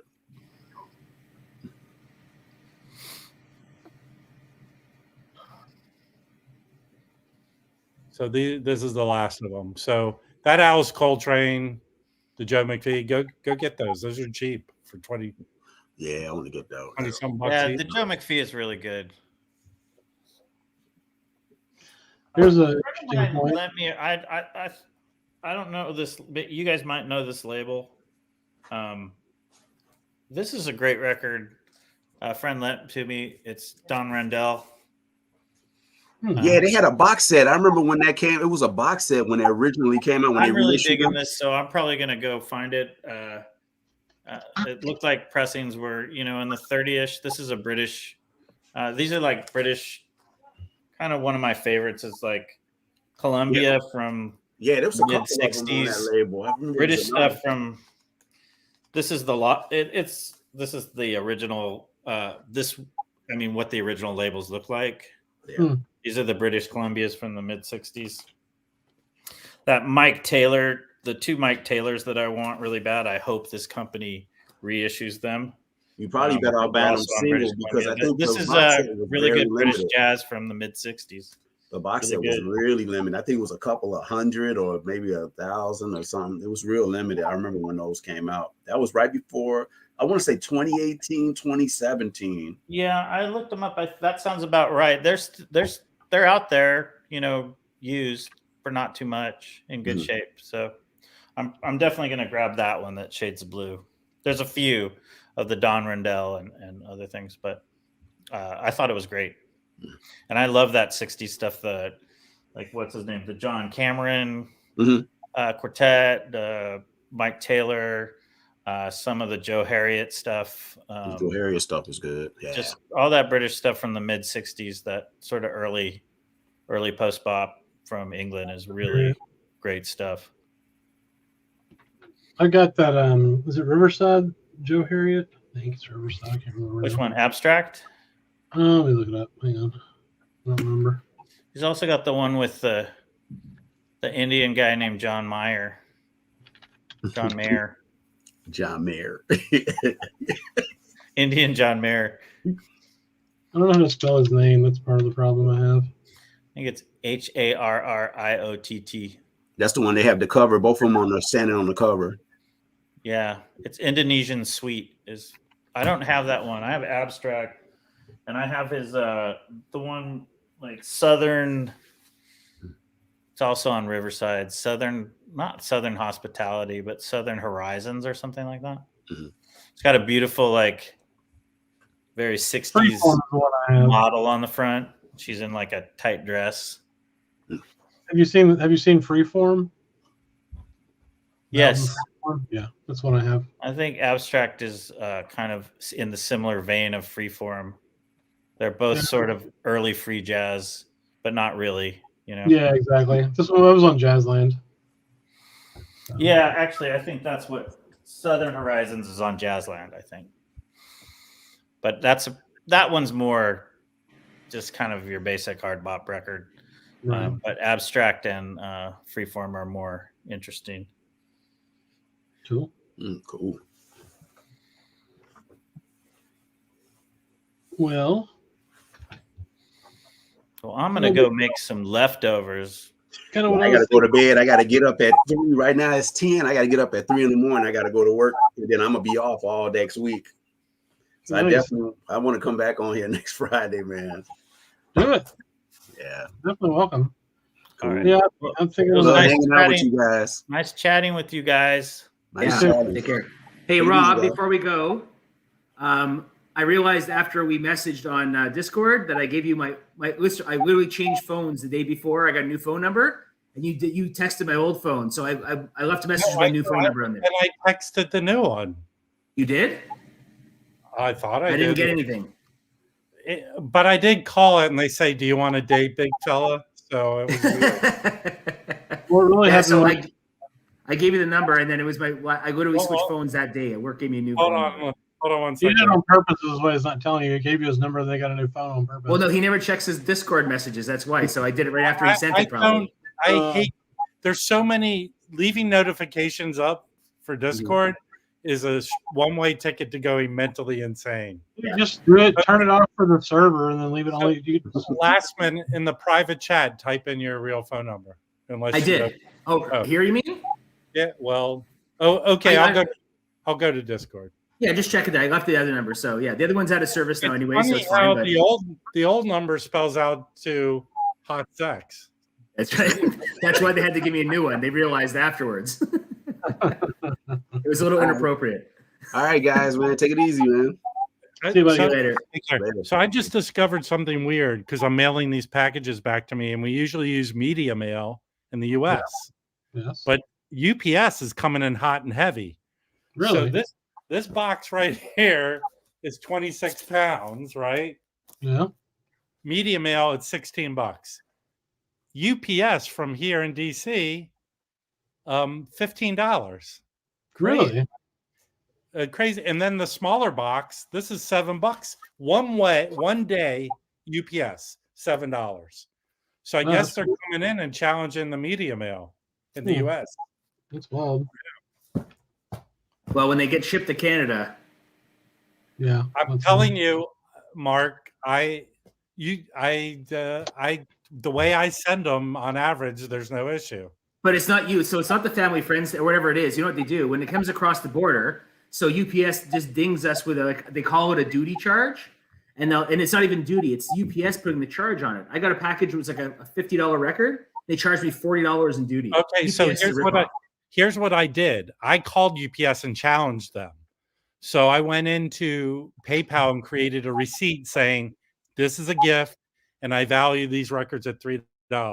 And I sent it to UPS, and they waived their fee. Oh, okay. So that's the way to do it then, because every time I get UPS here, like I'll get DHL from Japan, like a package with like 9 or 10 records in it, and they charge me nothing. They drop it at my door. Everything's good. Or if they do, I get dinged by duty for the government of Canada for like $15-20, which I don't mind paying. But when UPS puts on like $50 on a $50 package, then it's not even worth it. Well, here's the way I figured it out. Stupid PayPal puts PayPal on the label, and the customs agents or UPS sees that and assumes it's a sale. Yep. So they have access to the records too. That's another thing they can do. There was another thing that just happened is the U.S. government so fucked up that this year they were supposed to make Venmo and PayPal and all those. If you had over $600 in a sale, they put out a form and you had to submit it with your taxes. Well, they're so messed up right now, they're waiving it this year again. Good. So it was supposed to be instituted this year. So I'm going to go post a shitload of records on eBay when I get home. Because there are a lot of records I have that are very expensive that I don't put up in my auctions because I don't feel anyone would want to spend that kind of money, you know? Right. I sold a record last week for $300. So yeah, that I Thanks, paid for letting us not get taxed on PayPal sales. Okay. It's fair. Thanks, Biden. Yes, it's Thanks. all Biden. Thanks, Biden. Yes. I believe they okayed that during the Trump administration. That's when they decided to put that fee in. Well, there's people making lots of money selling stuff off like on PayPal. They're making thousands each year, so they want to cash in on the tax, right? Of course. No, totally. But I'm different. Right.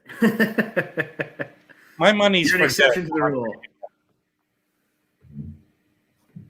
But I have 2 more days. I'm going to try and behave myself and not buy. But tomorrow morning, I'm going to wake up and I didn't buy any record store day records. I think there's 4 I want to get. What are they? I want to get the Marion Brown. Did anyone get that and listen to it? I haven't listened to it. I got it though. You did get it. Can you let me know if it sounds good? Mm-hmm. And that I think I want to get the Chico. Did anyone get the Chico? I got that. But you didn't listen to it. You want to see it though? It looks cool. I want to get the I heard a lot of stores didn't get the Ahmad Jamal. Did you see that I got this, Mark? Did you see that I got this? Nice. Yeah, it's a great album. I don't know if you saw on Discord today. I played Coltrane records all day long today. I didn't buy it. I saw it for $27 at a store, and I didn't buy it. Was it an early pressing? Yeah. That album doesn't go for a lot of money for some reason. No. There's the Chico, but check out the vinyl. It's really cool looking. It's red, right? No, maybe. And the backing band is Little Feat. It's Chico with Little Feat, basically. Yep. Don't you already have it? Do not have that one. And I want the Ahmad Jamal, but I heard Amoeba didn't even get a copy of it. That's weird because at my record store they had like 20 of them sitting there, so it's going to be available. Yeah, I want to get, and I'm gonna check. I'm gonna go to the In-Groove in the morning to see what he has. That's a good idea. There's a bunch of stuff I want that I didn't get, but I don't know. Like I want to get all that stuff. Hey, real quick, because Mike messaged me. He goes, "Hey, go to my live stream right now. I just bought a bunch of jazz records." Mike, so In-Groove. So he was showing them off to everyone, but he texted me, "I'm about to show these." So go to the In-Groove's 5 million hour stream. Yeah. And at one point, maybe it was like 3 hours ago or 4 hours ago, he was showing some killer jazz records he picked up in a collection. Well, go figure it out and let us know the time stamp. So listen, I ain't your caretaker. Yeah. All right, cool. Well, I'm tired and I want to eat a piece of pie before I go to sleep. So. All right, guys. It's 11 o'clock. Damn. Yeah. Yeah, I'm going to be driving to Pennsylvania tomorrow morning. So. All right. See ya. All right. See you later. Take care.